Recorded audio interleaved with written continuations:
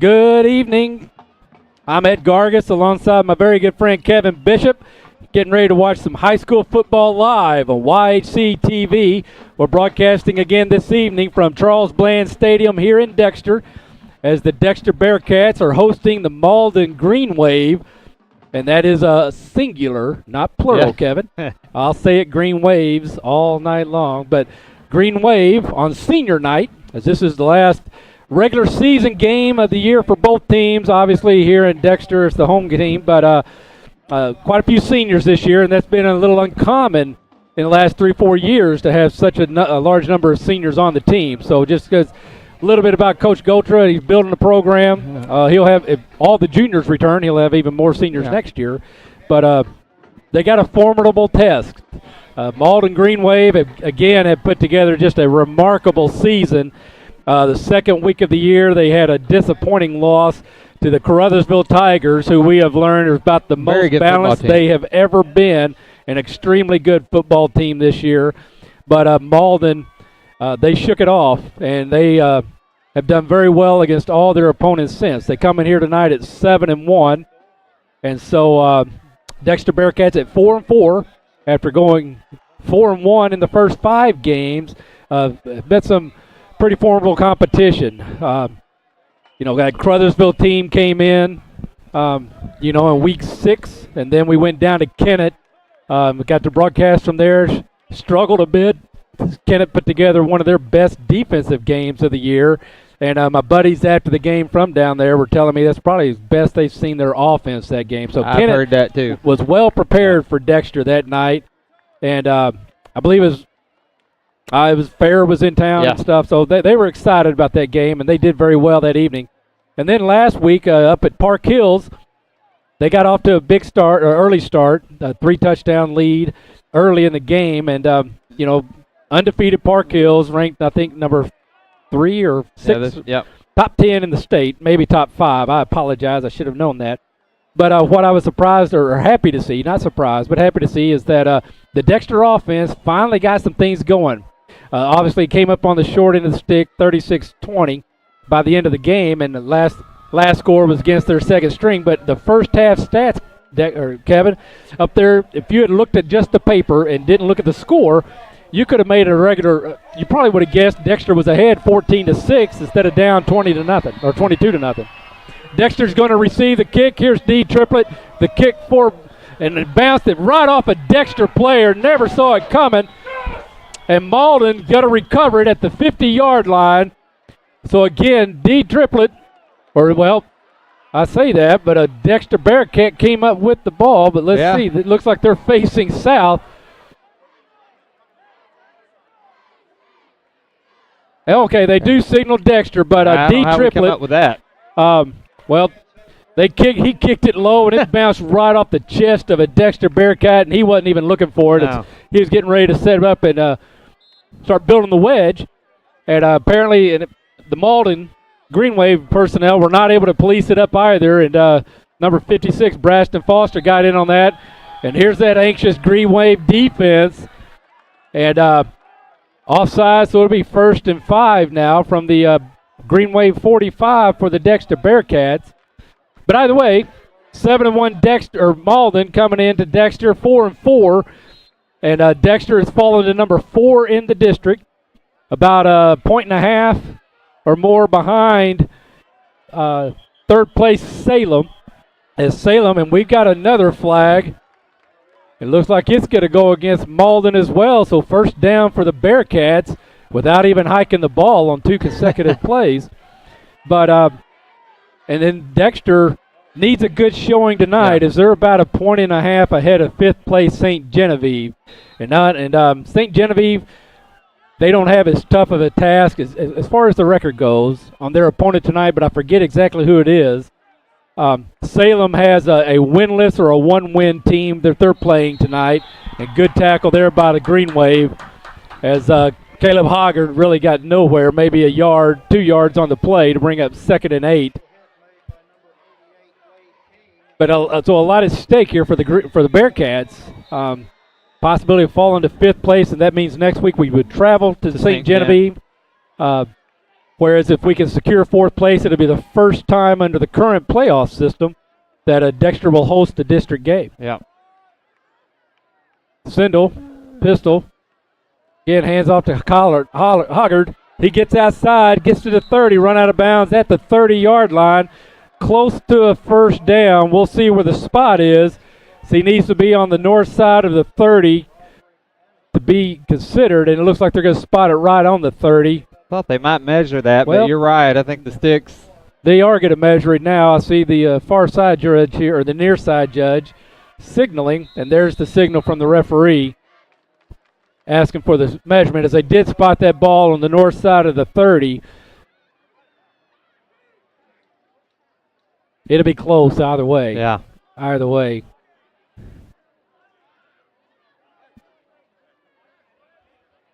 Kevin, good to be back in Dexter.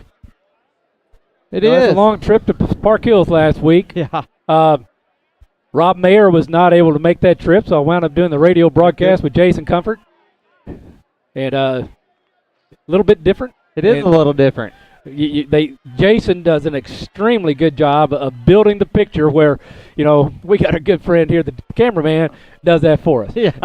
And so, works out really well for us. We don't have to spend that time creating the picture, making sure everybody understands they're going left to right or right to left on your radio dial and that sort of thing. But Sindel, again to Hoggard, going to go right up the middle. He's hit at the line of scrimmage, but he's leaning forward and he grinds out a yard. That will be good for a first down. As he's brought down inside the 28-yard line, not quite to the 27 though. So 2 first downs now for the Bearcats. The first one courtesy of the Green Wave, 2 consecutive false starts, but or encroachments. I got to figure out what they call that in high school basketball or football. But either way, it's the Pink Cup game tonight, as well as senior night. So you'll see a lot of the Bearcats with pink socks on, and may notice a couple of the pink ribbons. Or actually, there's 4 pink ribbons at about the 25-yard line. 26-yard line on each end. D Triplet, we talked about him earlier. That's a name that's not new to Dexter. D, of course, played a lot of football in Pee Wee down here. Yes, he's a junior, so he started the same time I started with my little bit of coaching. And he was an impact player as a 5th grader. Yeah. And thank goodness they had some weight control regulations within our Pee Wee football. And hands off to Andrew Cato that year. He coached, and it took him 3 or 4 games, but then he realized how he could use D Triplet, and he was unstoppable on either side of the ball. But he was too heavy to be able to run the ball. But they pulled him off the line and put him at linebacker, I think, on defense. and he's big now and fast, and he was fast then. He would chase down all the way around, and Ben Sindel, you know, tries to get outside, but Gavin Bristow says not today, as he shot the gap, and he is in the backfield of waiting on Ben. Or I guess that was Hoggard from the Wildcat position, number 16 Hoggard, but Sindel back in the game now. 4th down and about 14 from the 34-yard line of the Green Wave. So really too close for the leg of Spencer Owen.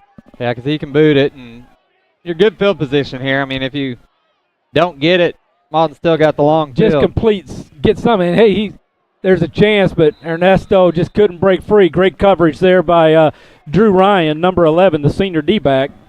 And the Bearcats will turn it over on downs, and the Green Wave would take over on their 34-yard line.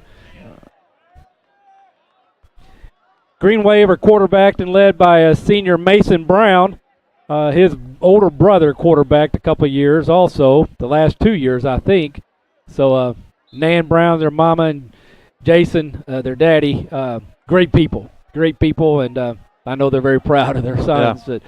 Mason has a run threat, but there's a lot of weapons within the Greenway offense. Number 7, Broderick Anniser on the carry, gets about 4. And Nick Trout, number 85 for the Bearcats on the stop.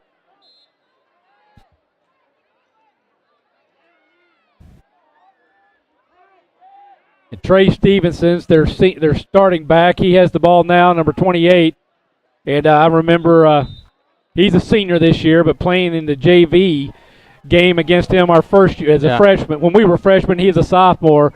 And it was Trey run left or Trey run right, but Trey ran and just outran everybody to the sideline and then outran everybody up the sideline. It was a very frustrating daylight football game that night for the Bearcats. And there's Stevenson. He's held up. He's close to the first down with that final lunge, but we'll see where they spot it. And he's close. He's going to have the first down as they put the nose of the ball on the 45-yard line, and he really only didn't even have to get to the 45. So first down, Green Wave on that great second effort from Trey Stevenson.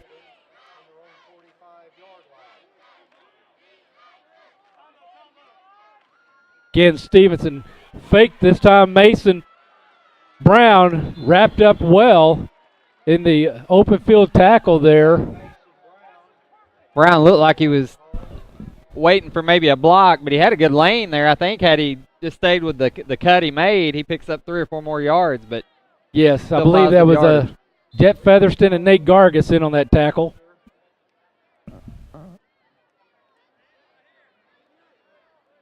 Nate so second junior as well? Correct. So yeah, we're going to see D triplet all the way through our football career. Pass. Incomplete. Pass intended, I think, for number 6, Gavin Bistro. Oh, excuse me. It was complete to Anniser at the sideline. He then stepped out of bounds for a first down at the Bearcat 49. Well, not quite. On the north side of the 49-yard line of the Bearcat, or excuse me, 44-yard line of the Bearcats. Got to get my yard markage there down. But, boy, I tell you, Kevin, I don't know if you made the game last week or not as I was up in the booth, but Park Hills, like St. Genevieve, they have a tremendous facility. Yeah, it's My goodness, a rubberized track, fenced, and AstroTurf. You know, it just looks brand new all the time. Yeah. But very, very beautiful stadium. Beautiful stadium. Short carry by the Green Wave for gain of 1. Brings up 2nd and 9. Good stop by that Bearcat defense. Out to Stevenson trying to get outside. Turns the corner. He's only got to beat 1. Good move. Yeah. And Trevor McDonald broke down, and Stevenson just made him sit on his heels. Yeah. It's also a great block by, I think it was Charles Reed on the wide out on the far side, keeping that D-back, which was Gargis, from unable to getting into the play. Well, there was a big block on Featherston at the line that created that initial burst. And with that kind of speed, it's just tough. 2-point conversion attempt. Wishbone formation. Brown wrapped up short, but there's laundry on the field. Mason Brown carrying for the 2-point. Got a holding. Declined as it was against the Green Wave. So at 7:33 mark, Green Wave on top, 6-0. Kevin, this game is brought to you in part by Bagby Wealth Management. Bagby Wealth Management offers a wide array of financial planning services to clients in all stages and walks of life. We can assist you with wealth management, retirement planning, 401ks, college planning, estate planning, and business planning, just to name a few. When you are ready to pursue your investment goals or you're in need of advice beyond investing, call Bagby Wealth Management at 573-624-4771. You may also find us on Facebook, LinkedIn, Twitter, or on our website at bagbywealth.com. Again, D triplet. We'll see if Braxton Foster's a little more ready for the football this time. It sneaks through. Marcus Woodson on the carry. And he's brought down at about the 39-yard line of the Bearcats, so about a 10-yard return for Marcus. Looks like they're going to spot it closer to the 38. So 7:27 to go here in the first. Bearcats will take over on the 37-yard line. Looks like the Bearcats are going to come back out in the Wildcat. Yes. We have Woodson on the near side as a wideout. Looks like a Trevor being the slot. Trevor McDonald, and Rivera at the wideout on the top part of your screen. Corbin Strong at fullback. Fake the Corbin. Hoggard hit at the line of scrimmage, keeps the legs moving, lunges forward, gets out to about the 44-yard line for a 5-yard gain. Almost 6. And Ed just got a text from Corey Blocker. He's watching us on YouTube live. He's on his way to Kansas City, and I hadn't missed Corey yet on the sidelines. He and Dr. Gibbon graciously donate their time each and every week. I don't know many high schools that have that type of medical staff on the sideline. I don't know either. We are certainly blessed. Woodson gets around the outside. He breaks free. Down the sideline, he's being chased in a hurry and tripped up from behind. Great effort by Wade King, number 88. And Woodson just about a 50-yard carry, brought down at the 33, and he's looking around like, that guy caught me. Yeah.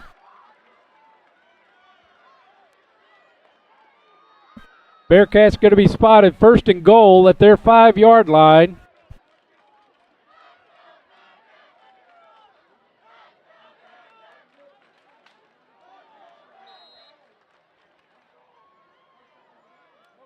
We're going to have Trout, number 85, the wide out here on the Rivera in the slot. McMullen at fullback, pistol formation, Hogger to be tailback. Sindel at quarter. Hoggard tries to go around the end, gets to about the 4, maybe the 3, and is wrapped up, thrown backwards. We'll see how far they give him his forward promotion. Looks like they're going to spot it at the 4. So bring up second and goal. Looking down here at the sideline, that big old smile of Marcus Woodson. He feels good about that one. Should be. I have to think longest run of the year for Marcus. Yes. Yeah. I don't think he's had any attempts at rushing, only some returns. Was not able to play last week. And so I know he's extremely happy to be on the field tonight. And to get a run like that to top it off, even better. And Hoggard racked up, going to be thrown for a loss back to the 5-yard line. Corbin Strong coming into the ball game. We'll see Hoggard come to the sideline. McMullen to be at fullback. Wade King with the tackle for the Green Wave. Trout near side wide out. Rivera at the slot. Somehow the Bearcats need to figure out a way to punch this ball in. Yes. Obviously 4 down territory for the Bearcats. I know Hahn's been able to hit about 25, 30 yards out from the field goal, but don't know that they'll give that chance tonight. There's Corbin Strong, and he muscles his way through, just kept that head down, those legs going, bounced off a couple, and the Bearcats have tied this game 6-6. Corbin, you could tell by his momentum, he had that attitude, I'm not going to be denied on that run. Great job by the offensive line, a big hole. And Bearcats lining up for 2. Corbin Strong still at fullback, and we've got whistles. Timeout, Green Wave. So with that timeout, we're going to take a quick break. You're watching High School Football Live on YHC TV. At First Missouri Bank of SEMO, we are your hometown community bank, and to us, people matter. We're at 3 locations in Dexter, Malden, and Kennett to serve your banking needs. We have a new website, myfm.bank, with online banking capability, and we also offer mobile banking on the go. A new feature of FM Bank for money-saving benefits is Bazing. Premium benefits include personal identity theft protection, travel accident insurance, cell phone protection, and 24/7 roadside assistance. Our financial strength and exemplary customer service have proven that FM Bank is more than just a bank, and our customers are more than just a number. Stop by and see us today. And welcome back again. Dexter will be lining up to go for the 2-point try. Strong at tailback. We got Nick Trout up top, Rivera in the slot. Sindel again to Strong. He bounces off, spins around, but then he's tripped up. So the 2-point try attempt, no good. It's like almost like Malden knew exactly what hole we were going to. They just collapsed in it, and there was nothing there.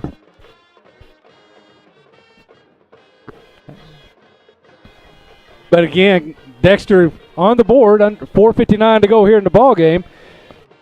And Kev, this game is brought to you in part by 1 Mile Smile Dentistry in Dexter. At 1 Mile Smile, they enjoy all aspects of dentistry. You name it, they can do it. Cleanings, fillings, dentures, root canals, extractions, or implants, they're happy to talk to you about performing any of those services and many more. Dr. Sire strives to be affordable, accommodating, and friendly. Call for an appointment or consultation at 573-624-8236 or visit them at 1 Corporate Drive off 1 Mile Road in Dexter. And Hahn with a kick. McKinley had a chance, could not corral it in, knocked the ball out of bounds, so it will go to the Green Wave at the Green Wave 42-yard line. And Justin is going to be upset with himself about that. Yeah, the football gods were looking out for Dexter on that first opening kick, and then they helped Malden out a little bit. Return to favor. But that oblong football does not bounce straight very often.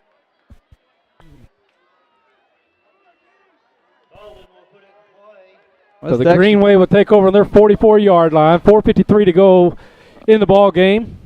Or, excuse me, the first quarter. Man, that would have been a quick one. Yeah. And we've got illegal procedure against the Green Wave, so it'll be 1st and 15 from the Green Wave 38. That is their third penalty as such. And, you know, coaches, they don't like them in week 1, but week 9. Can't have them. No. Not those games. Those kind.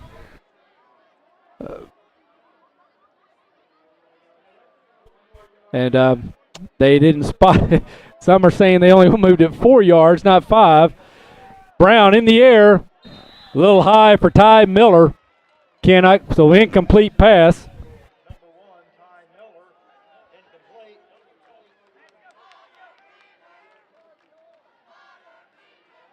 And they're right. It is only. It was on the 43, and the scoreboard has it at 38, but they're putting the ball down at the 39.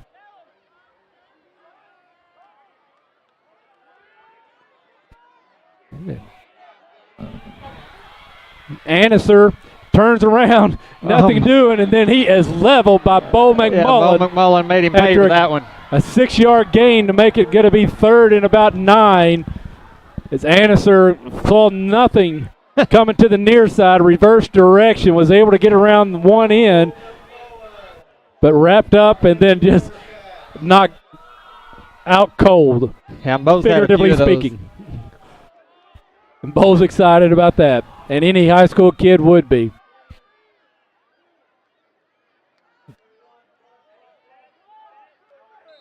Damn, we got it. Yeah. Illegal procedure again on the Green Wave as their offense gets they're a little anxious to get in motion and anticipate the snap, and they're moving prior to the snap. And that's unfortunate. And so it will make it again, instead of 3rd and 8, it'll be 3rd and 13. Let's see if they can get it back to the 38-yard line this time.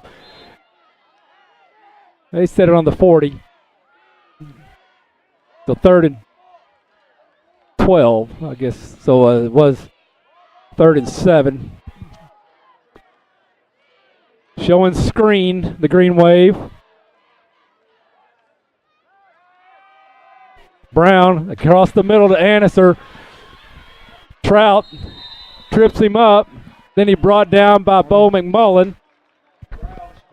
And it looks like he's going to be good for a first down. They're spotting him just south of the 49-yard line, and it looked like the 48 was the first down marker. That's where that 1 yard could have made a difference. Absolutely. Well, yes. So they're going to bring it across for a measurement. I think it will be a first down, just eyeballing it. But yes, unless they run crooked. But they'll put the marker on the 45, stretch the chain.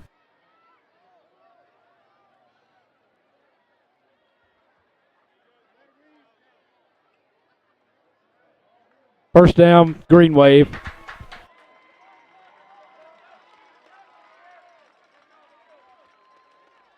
So great effort there by Anniser. She was hit by Trout, wrapped up by McMullen, then able to still get another yard or two to make sure he got that first down. First and 10 from the Bearcat 47. 3:38 to go here in the first quarter. Brown under center this time. Stevenson, the eye back, pitch to Stevenson. Tries to get outside. Turns the corner again and runs out of bounds. Looks like he stepped out of bounds at the 40. Just an elusive runner. I mean, yes. Well, he's got that burst of speed. Yeah. So, stopped by Nate Gargis as he forced him out of bounds. Well, the Dexter defense actually pursued that pretty well, pushed him to the sideline, and I mean, just a little bit of a seam, and with that burst you talk about. Well, he's got that cutback ability, so you almost got to respect that if you get out in front of him. We got a flag, Ed. And I think it was against the sideline of Malden as I saw the referee escorting Gargis out of a crowd of Green Wave. They called holding against Malden. So that brings it back to the Green Wave 48. Bring up about first and 14 as they'll replay first down. It was 10 yards marked from the spot of the foul. Brown looking to pass. Good coverage from the Bearcats. Brown underneath, picked off by Nick Trout as he saw the pass from Brown, and Brown was not set. It floated a little bit, and Trout pounced and makes a shoestring grab. So I believe that's interception number 14 now for the Bearcat defense this year. Well, and if you're Malden there, I mean, you never want your quarterback to just launch it up, throwing from your back foot, but you see that in the NFL, college all the time, and it's a big mistake. There's very few quarterbacks that get the pass to do that or get the heads up to go ahead and attempt that pass. It is so difficult because there's just it's all arm. There's no momentum from the rest of the body assisting that pass. Woodson in motion. Hoggard hit in the backfield, ran right into D. Triplett, and he was not going to move him. And D. Triplett forced him back, but he's going to be forward progress at the 36-yard line, so a loss of 2 brings up 2nd and 12.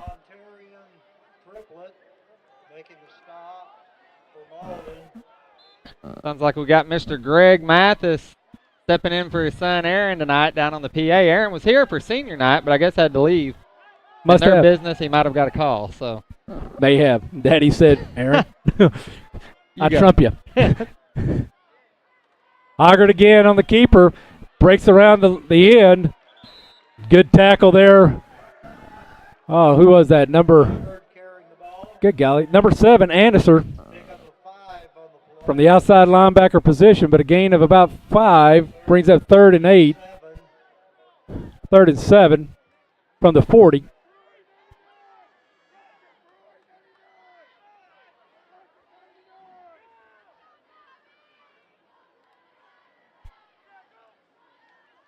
Sendel, quick pass out, intended for Gabe Jackson, overthrown. Anderson on the coverage, so that'll bring up 4th and 7. We're seeing the punt team come out as the ball's on the 40-yard line of the Dexter Bearcats. Not a bad pass.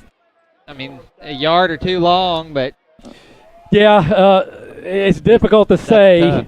In retrospect, it looked like maybe he rushed it. Yeah. Because it did go, Gabe needed that extra second to get those extra 2 steps down there. Quick. It's tipped. It's going to take a Bearcat bounce, a great Bearcat bounce. It rolls inside the 35-yard line. It's going to be on the south side of the north side of the 35-yard line of the Malden Green Wave. Kevin, this game is brought to you in part also by a local favorite, the Dexter Pizza Hut. They have the best pizza deals around, including 2 or more medium pizzas of any variety for $6.99 each. Original, pan, hand-tossed, or thin and crispy. Dine-in, carry-out, or delivery. The Dexter Pizza Hut aims to provide you the best value for your pizza purchase. Call to order 573-624-5333 or visit them along Business Highway 60 in Dexter. Short gain for the Green Wave So it'll be a gain of 3, brings 2nd and 10, or 2nd and 7, excuse me. McMullen making the initial hit. Bo McMullen on the tackle for the Green Wave. Great defensive stance from the Green Wave. You know, after the interception to have a 3 and out. Mason Brown keeps it himself, goes off tackle, and gets a gain of about 1. He's going to be just on the south side of the 40, so bring it up 3rd and a long 4, short 5. For Dexter. Ryder Foster with the stop for the Bearcats.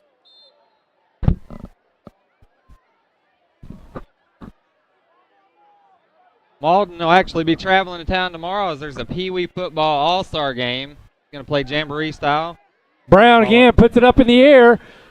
This time corralled in by the Green Wave. And how Dexter doesn't come up with that. Well, there was That's 3 close, there's Bearcats and 2 Green Wave. That's tough. And Annister just went up and got the high point. And it just kind of floated down right in between 3 black jerseys. Good for a Green Well, and that's one of those, if you're a Bearcat, you're not going to knock it down because you're there to try to make the catch, but so much traffic. Yes. So first down, Green Wave. Be 1st and 10 from the Bearcat 48. 42 seconds to go here in the first quarter. Again, a dangerous pass by Brown, and we've got Another illegal penalty. procedure again on the Green Wave. I believe that's number 4. So against the Green Wave. be 1st and 15 now from the Green Wave 47. Because it was on the Bearcat 48, so 2 yards to the 50. Another 3 yards takes it to the 47. Let's see if we start spelling it out mathematically for these referees. They'll get that yardage right. Yeah. Sorry, Tyler, we're not putting this one on Misha website, are we? Hey, we love the guys in black and white. Even I make mistakes sometimes with my math. Yeah. Actually, a lot. Gain of 3, 1st and 10, for example. Stevenson's turned up, and he's wrapped up, and he's brought down on the short of the 50, so a gain of about 2. Number 41, Bo McMullen. Bo McMullen with the stop, and Nick Trout on the assist. And Trevor McDonald. So it's going to bring up 2nd and 12. And we'll see if the Green Wave going to snap the ball one more time before the quarter's out with 13 seconds to go.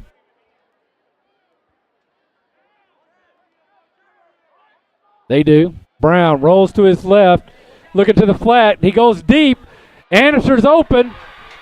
Knocked out of bounds by Trevor throw. McDonald. A great route by Annister. He got out and got a couple steps on the safety. And so that's going to conclude the first quarter. It's the Green Wave will take over at the Bearcat 20. Well, they're showing 0 on the clock, but they haven't. Now they are signaling in the quarter. So with that, we're going to take a quick break. You're watching High School Football Live on YHC TV. Bud Shell Ford and Dexter has become your auto service hub, serving all makes and models. They have some of the best technology on the market, giving you the best experience possible. Like their Quick Check, which inspects your battery life, tire alignment, diagnostic codes, and tire tread depth. Bud Shell can assess your car's health in minutes and provide the quick fix. They also provide pickup and delivery for your convenience. Their wrecker service is available 24/7. Call anytime. Bud Shell's mechanics are Ford certified and have the service staff to get your auto back on the road in its best form. That's Bud Shell Ford in Dexter. Family, tradition, pride. These are just a few of the words you think of what life is all about in Southeast Missouri. They are also a few words that come to mind when talking about Young Real Estate. Built on a tradition of excellence and a proud commitment to the Southeast Missouri communities, the Young Real Estate reputation is one of personalized service and top professional guidance. Reflecting the values we were brought up on, this dynamic team treats you like one of the family. Family, tradition, and pride are what Young Real Estate is all about. Tired of the same old burger? Well, the Lemonade House Grill in Welcome back. So after one, tie ball game, 6-6 with the Green Wave threatening. They are just inside the 20-yard line of the Bearcats. So Stevenson Big hole that Yeah. time, and he's finally brought down in the secondary of the Bearcats. Stevenson, the ball carrier. Number 56, Braxton Foster. Braxton Foster. So a gain of about 8. Looks like to be a 2nd and 2. Maybe 2nd and 3. Yeah. Yeah, 2nd and 3 from the 13-yard line.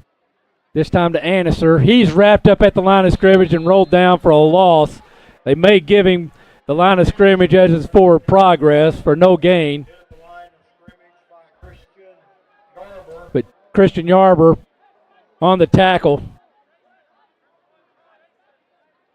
So no gain, brings up 3rd and 3. Venture to say the Green Wave is 4-down territory here. D Triplet probably has the leg to kick a field goal, but so far he hasn't shown he gets the lift. Brown get a roll to his right. And now he's going to keep it.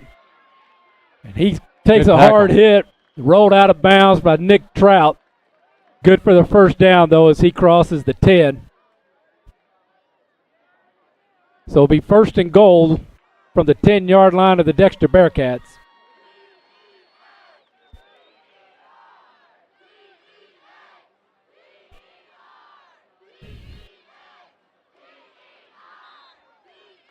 A lot of pink shirts in the crowd tonight, Kevin, supporting the Pink Night, breast cancer awareness.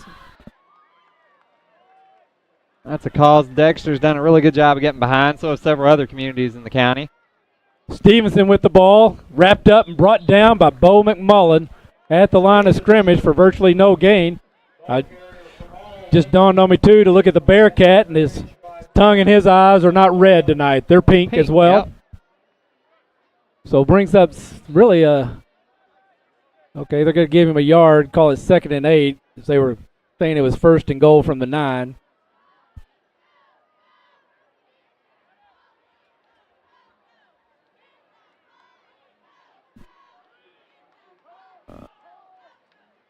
Stevenson again finds a hole. Brought down by Seth Rogers at about the 1-yard line, maybe the 2. And the ball carrier. Hit by Seth Rogers. Bo McMullen. They spotted it at the 2, so 3rd and goal from the 2, almost the 3-yard line. Big 3rd down here. No doubt Malden will go for it on 4th down, but tackle for a loss here could be huge.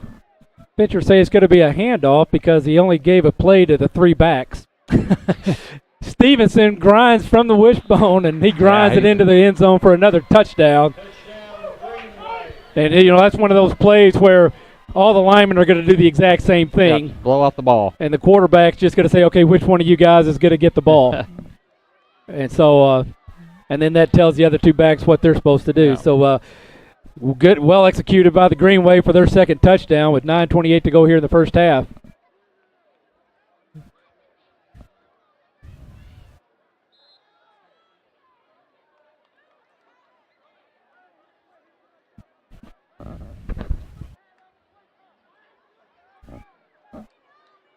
They line up for the 2-point try. Brown under center. Fakes it.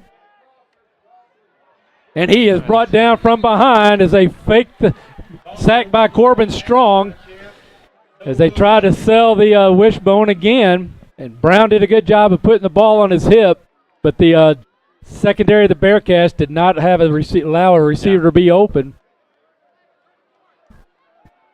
Great job, great execution from the Bearcat defense. 9:28 to go here in the first half. And I guess it's way early, but a win by the Bearcats tonight's the only way they can for sure secure a home game next week. Is that right? I believe so. A loss, there's still a chance based on points.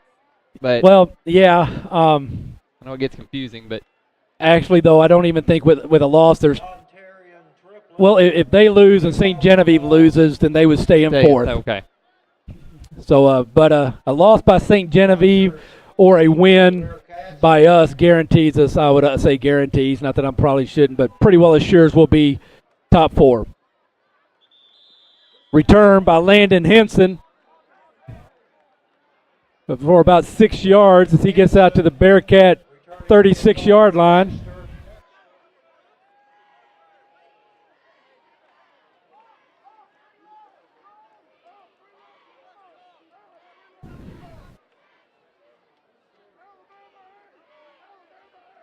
We'll see the Wildcat again. Hoggard in. Strong also. We got Woodson at the wideout near side. Gabe Jackson up top. Hand off to Woodson again. This time he's brought down from behind. It's number 52. That being Jackson Wilson shot the gap and wrapped up Marcus Woodson for about a 4-yard loss, bringing 2nd and 14 from the Bearcat 33. We'll call it 34 because the scoreboard is. A lot of speed on that Green Wave defense. Center looks to pass, intended for Jackson, overthrown. Looking for a flag as he thought Anniser was on his back. But the blitz from the Green Wave really didn't allow Sindel to get back and really get set either. Had to throw it over the defensive and the hands in his face.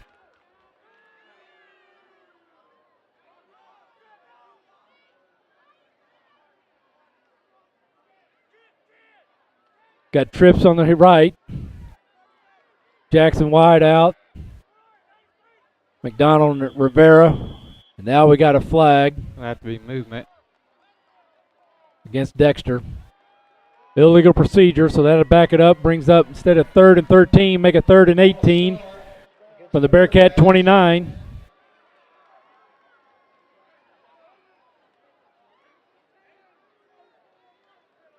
Suppose there was movement on the far side. I didn't see any on this. Well, yeah, the flag came from the far side as well. So Nick Trout up top. Sindel looking to his right. Intended for Rivera. Overthrown. Rivera was guarded by Reed, but really no chance for a reception there. So that brings up 4th and 18, 4th and 17 according to the scoreboard with 8:33 to go. And we see Spencer Owens and the Bearcat. You know, last punt, Green Wave were all over it. Got a touch on it. Fortunate to get a Bearcat roll of another 15, 20 yards. We've talked about our slow release all year long, and Bearcat and the Green Wave know about it as well. They're coming after it this time. This time he gets it off. Again, a big bounce. Anniser fields it. Stiff arm Woodson. Woodson cannot hang on. And Anniser tiptoes down the sideline. Out of bounds at the Green Wave 44-yard line. To the Green Wave 43-yard line. They'll put it in play 1st and 10.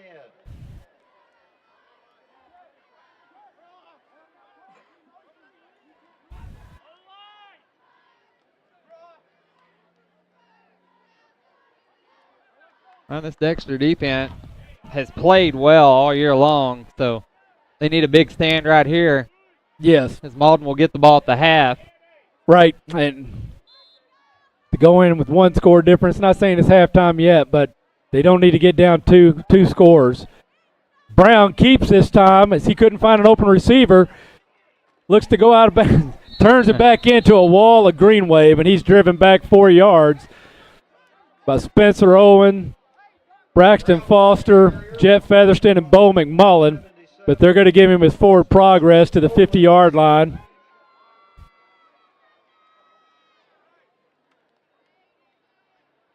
Just shy of the 50-yard line. Bring up 2nd and 5. 7:48 to go here in the first half.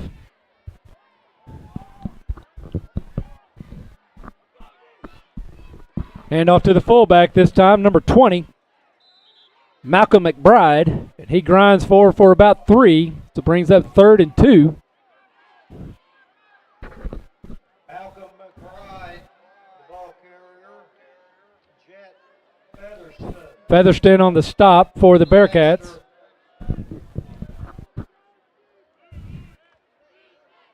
If you're a Bearcat fan, you might be rooting for one of those illegal procedures again from the Green Wave. Brown going to keep it himself. Almost slipped and touched a knee, but did not, and was able to stay behind his tackle and grinds out 3 yards. So 1st and 10 for the Green Wave at the Bearcat 44-yard line. Looked like a big Luke Boyer coming in. Ryder Foster off.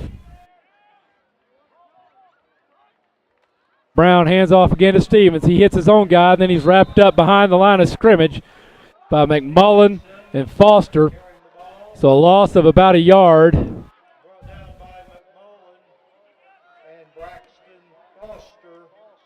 So 2nd, less than 11, but more than 10 for the Green Wave.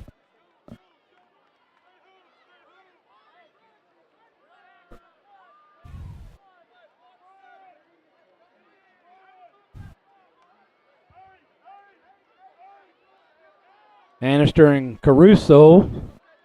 This time fake to Stevenson, and Brown hit at the line of scrimmage and driven backwards by McMullen and Foster, so another loss. So 3rd and 11 now. Back-to-back dual tackles by Foster and McMullen. Yes, and Brown may have been thinking, maybe I should have given that one to Stevenson. So 3rd and 11. Here the Bearcats need a big stop now.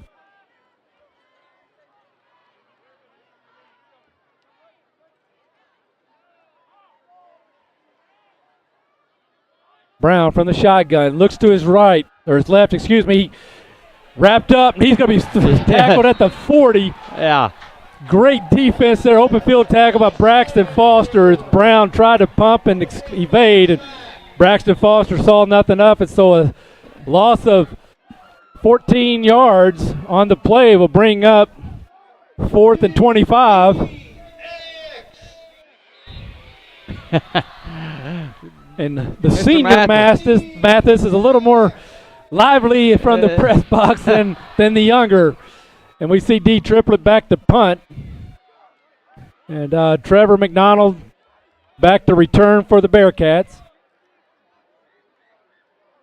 Braxton Foster with just 3 big plays right in a row, assisted by McMullen on the first. A little different look from Green Wave spread it out, and McDonald thought about going after it, wisely left it alone. It'll be down by the Green Wave at the Dexter 12, but the way the Green Wave spread that punt formation out, all the gaps, and the Bearcat just about got there. Hey, and while they're switching it, we're going to take a quick break. You're watching High School Football Live on YHC TV. Dexter has some of the best handcrafted burgers around, including the Memphis King Burger and the local favorite, Bearcat Burger. Other favorites include the Gulf Coast Tacos and chicken salad every Friday. They are the true lemonade house, offering up to 19 flavors with fresh squeezed lemon delight. Call ahead and use their pickup window and utilize their party room for your next gathering. Lemonade House Grill, located on the East-North Outer Road in Dexter. Hoggard on the carry and a fumble, and the Green Wave recover at the Bearcat 22. So, again, you know, the Bearcats had an interception earlier, 3 and out by that Green Wave defense. This time, the Bearcats defense, a strong defensive stop to get the ball back, and on the first play, a turnover. And the Green Wave just outside the red zone at the Bearcat 22-yard line, 1st and 10.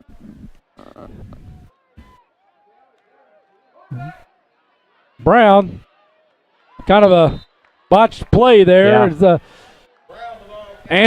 Brown was looking to hand it to Annister. Annister thought it was pitched back to Stevenson. And so a loss of 2 back to the 25-yard line. And we got timeout Green Wave. And with that timeout, we're going to take a quick break. You're watching High School Football Live on YHC TV.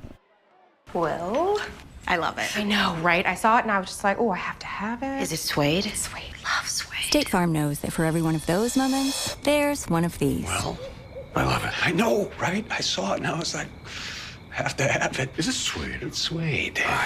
Love Suede. That's why we're there with renter's insurance when things go wrong, but also here with a rewards credit card to help life go right. State Farm. Talk to State Farm agent Chris Brannon in Dexter today. Gray Elephant Clothing Fall Festival Sale, Saturday, October 14th in historic downtown Dexter. From 9 to 10 a.m., receive 20% off your entire purchase. 10 to 12 p.m., 15% off your entire purchase. And 10 to 3, 10% off your entire purchase. We will also be having a $5 rack outside the doors of Gray Elephant. All items in the $5 rack are $5 and must be paid with cash. We have all new fall arrivals. Come out and see us Saturday, October 14th. Well, welcome back.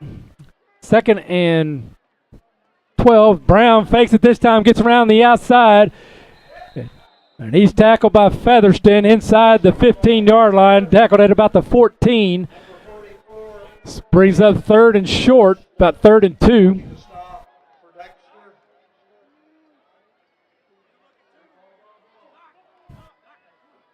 So nice fake there by Brown that time.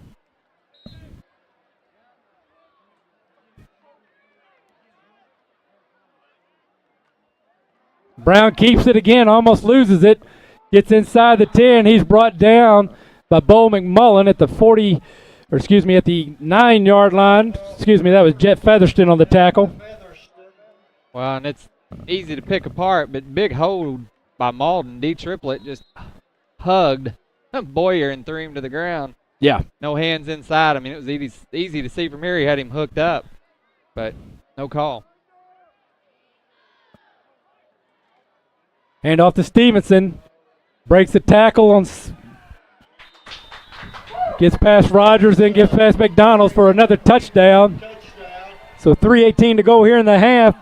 Green Wave go up top. 2 scores, 18-6 now. And I'm sure we'll see another 2-point try.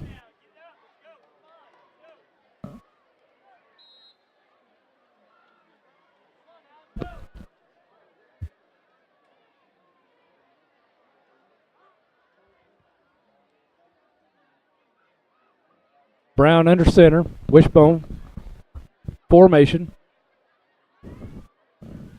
McBride at fullback, gives it to Stevenson, and he bounds into the end zone for the 2-point try to go up to put the Green Wave on top, 20-6. So with that, we're going to take a quick break. You're watching High School Football Live on YAC TV.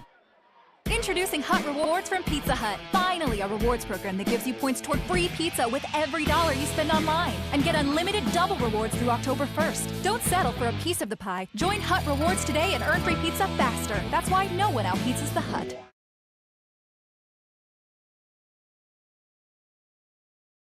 Fusion, the newest. And we're back again. So, D Triplet, look. He doesn't even set the ball up. He sets it on his side, so you know he's trying to squib kick it or just keep it low because he'll kick it hard.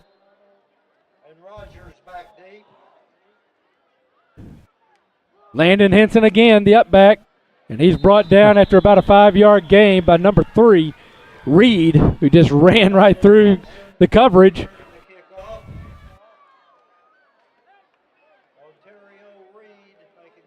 So it'll be 1st and 10 from the Bearcats from the Bearcat 35-yard line. And really, as we talked about earlier, Kevin, with the Malden set to receive the ball coming out after the half, Bearcats really need to get points on the board. After scoring 3 times here in the first half, they need to narrow that gap. Hoggard with the ball this time, 2 hands on it, wrapped up as you see, 52. Jackson Wilson, and you've seen the Green Wave all night. When they go to tackle, they put a hand on that ball. And that's just the technique. Yeah, it is. That's not inherent. That's taught. It's learned. Again, back to Hoggard. Breaks free this time. Stops, keeps going. Brought down by number 88, King. He gets out to the Green Wave 41-yard line for a first down.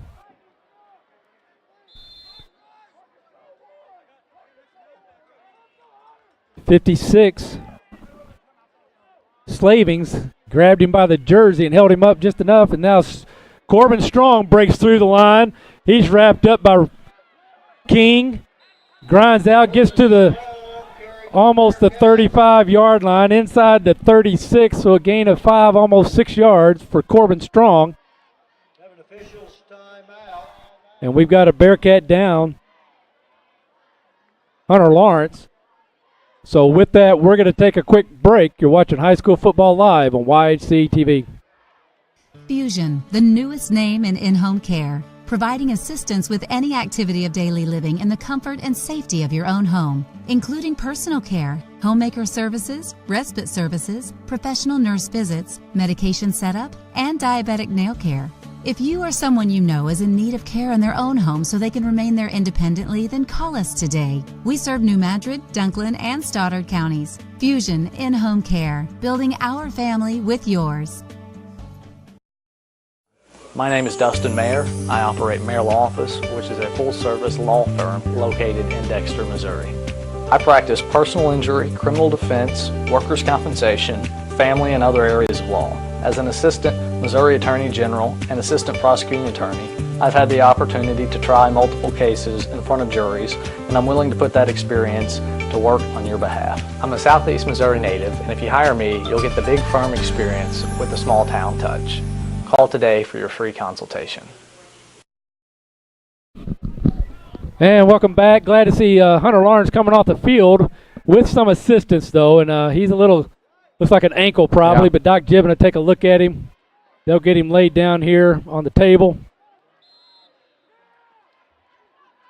Had an illegal shift on that previous play. And so Bearcats backed up 5 yards. Still get the first down, but first from down 15. Strong sneaks through the line. Brought down by the linebackers after a gain of about 8. Number 28, Trey Stevenson on the tackle. And I believe Dexter has all 3 timeouts. They do. 1:59 to go here in the first half. Strong again, got some clearing, bounces off 1, crashes through 2. Close to the first down, looks like he got to be about a yard short. But with 1:43 to go and 3 timeouts, I'm not sure why Coach Goltra isn't calling a timeout, but I'm not here to coach. I'm just here to let you know what I see happening on the field. And now we're down to 1 minute 30. Sindel faked it Strong this time. A little high for Bo McMullen. Incomplete. That stops the clock, but brings up 4th down.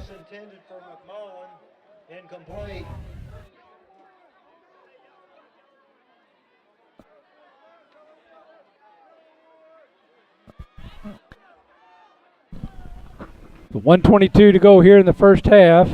4th and short. Less than 1. Sentinel quarterback, pistol formation, Strong at tail. Hand off to Strong. He loses the ball. Recovered by the Green Wave. Anniser.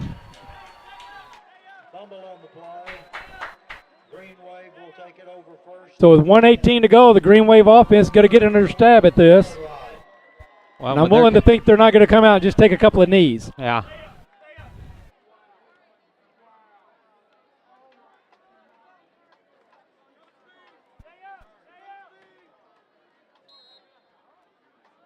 They may keep it simple here, run it up the gut. They do have speed, and if it breaks, it breaks. If not, sure. One timeout left.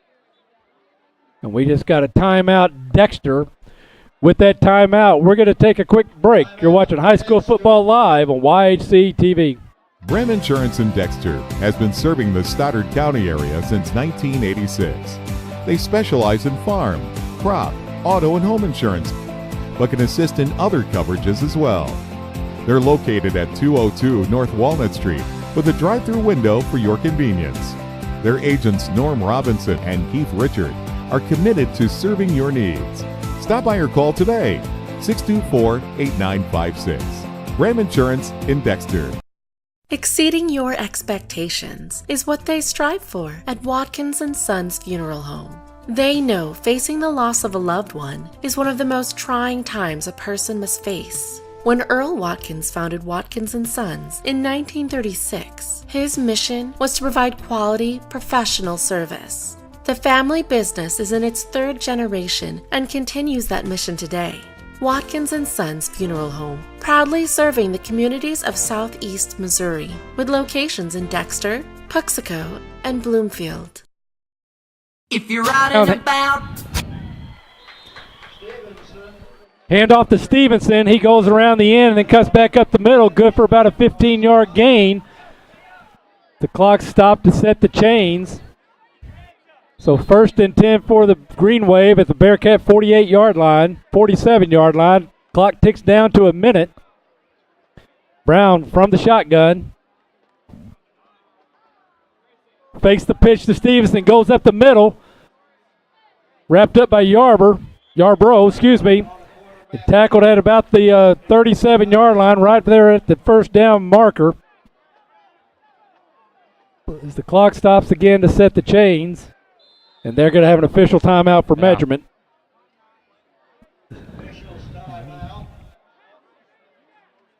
So 52 seconds to go here in the half, and 2 big runs back-to-back from the Green Wave. Well, the last few plays, Malden just playing smash-mouth football with Dexter, running it right up the gut. Yes.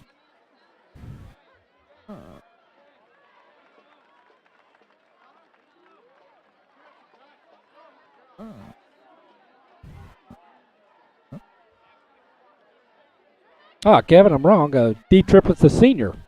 He is a senior. But yeah. I guess it was his first year playing Malden or Dexter Little League football. Yeah. I was thinking he was a junior as well, but yeah. Well, that was the first year they had 5th grade. And so he would not have been able to play the year before because they didn't have it for the 5th grade. Brown intended for Anneser, well guarded by Gargis. Pass incomplete. It's really Gargis was the only one that had a chance for that, and he was overthrown by a couple of yards. Well, Gargis defended that well. We've seen Anneser tonight. He has tons of speed and unable to get around Gargis. Well, and what I saw, because I'm the daddy watching through the Rebels cut lenses, Nate did a great job of getting in front of Anneser and then slowing him down so that he wasn't going to be able to go. He either had to go over the top of him or not be in position to make the pass, and then Nate couldn't get to the pass. Brown again looking, screen pass intercepted by Bo McMullen at the 40-yard line. And there is a flag on the play.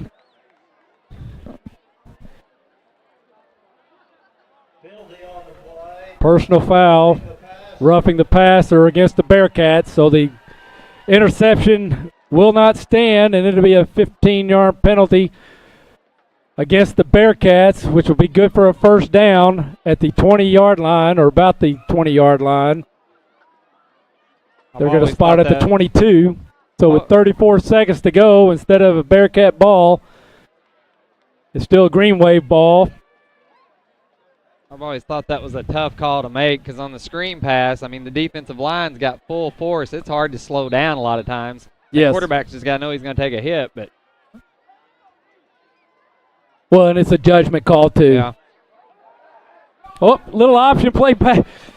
Brown handoff, and he's going to scramble into the end zone as he pitched to Ty Miller. Ty Miller ran, then tossed back to Brown, and Brown scrambled through the middle and into the end zone for a touchdown with 25 seconds to go here in the first half. And the Green Wave now on top, 26-20, and will receive the ball when we come back from halftime.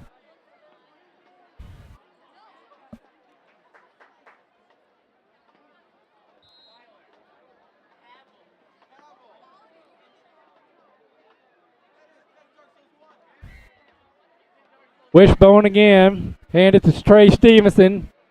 Gets around the end and in for the points. So now 28-6 in favor of the Green Wave.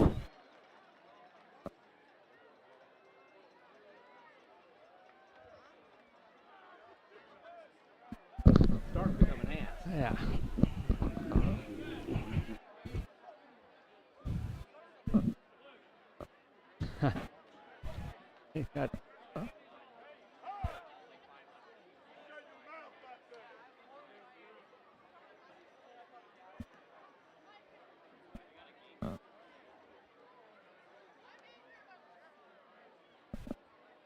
And here we go.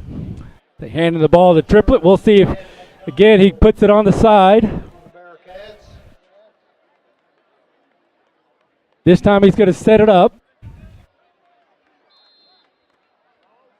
Great camera work there. Outstanding. Yeah. Got the close-up on the ball. Triplett again, a short step. Bounce, high kick up to Woodson.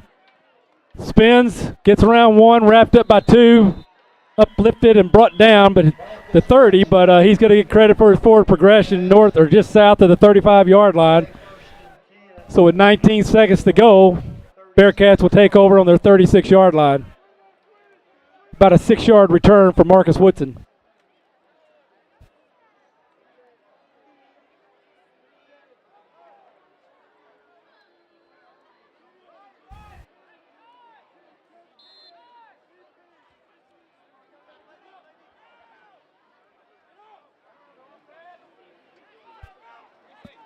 Sindel back to pass, going deep, sees Nick Trout, fight for the ball, complete by Trout.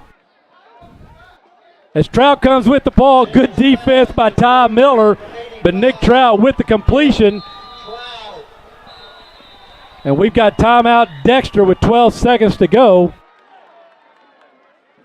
You see the replay right there. Great battle for the ball.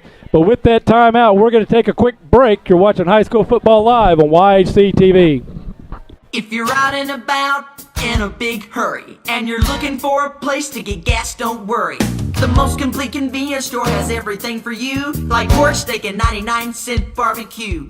So get out the truck and fill her up, cause we're the place to go if you're on the go. On the go. For the coldest beer in town. On the go. Best fried chicken around. On the go. It's in Dexter and Bloomfield. You know we're the place to go if you're on the go. Hey! Folks, if you've not been to the Winchester Place, come in and take a look at this facility. You don't know what you have missed. We are very proud of this facility. A lot of people do not realize we're here, what we can offer to them, and what a facility we have. And we would like to have people come by anytime and tour us. You won't find a better place to live or better staff to take care of you anywhere southeast Missouri. I'll guarantee it. We are located at 400 Winchester Drive. Come down Bowman and we sit on the corner of Bowman and Winchester. And welcome back. So with 12 seconds to go, see what the Bearcats have drawn up. McDonald in motion. Handoff McDonald. He's going to pass. He heaves it across the middle. Intercepted by Annisser as it was intended for Rivera. And Annisser with a little bit of space. He gets around. He's still running. Stiff arm. Wrapped up by McDonald. And finally brought down with no time left. So Annisser making a little excitement here at the end of the half. And with that, the Green Wave will go in with a 28-6. We have a penalty. Blocking the back by the Green Wave. So that's during the return.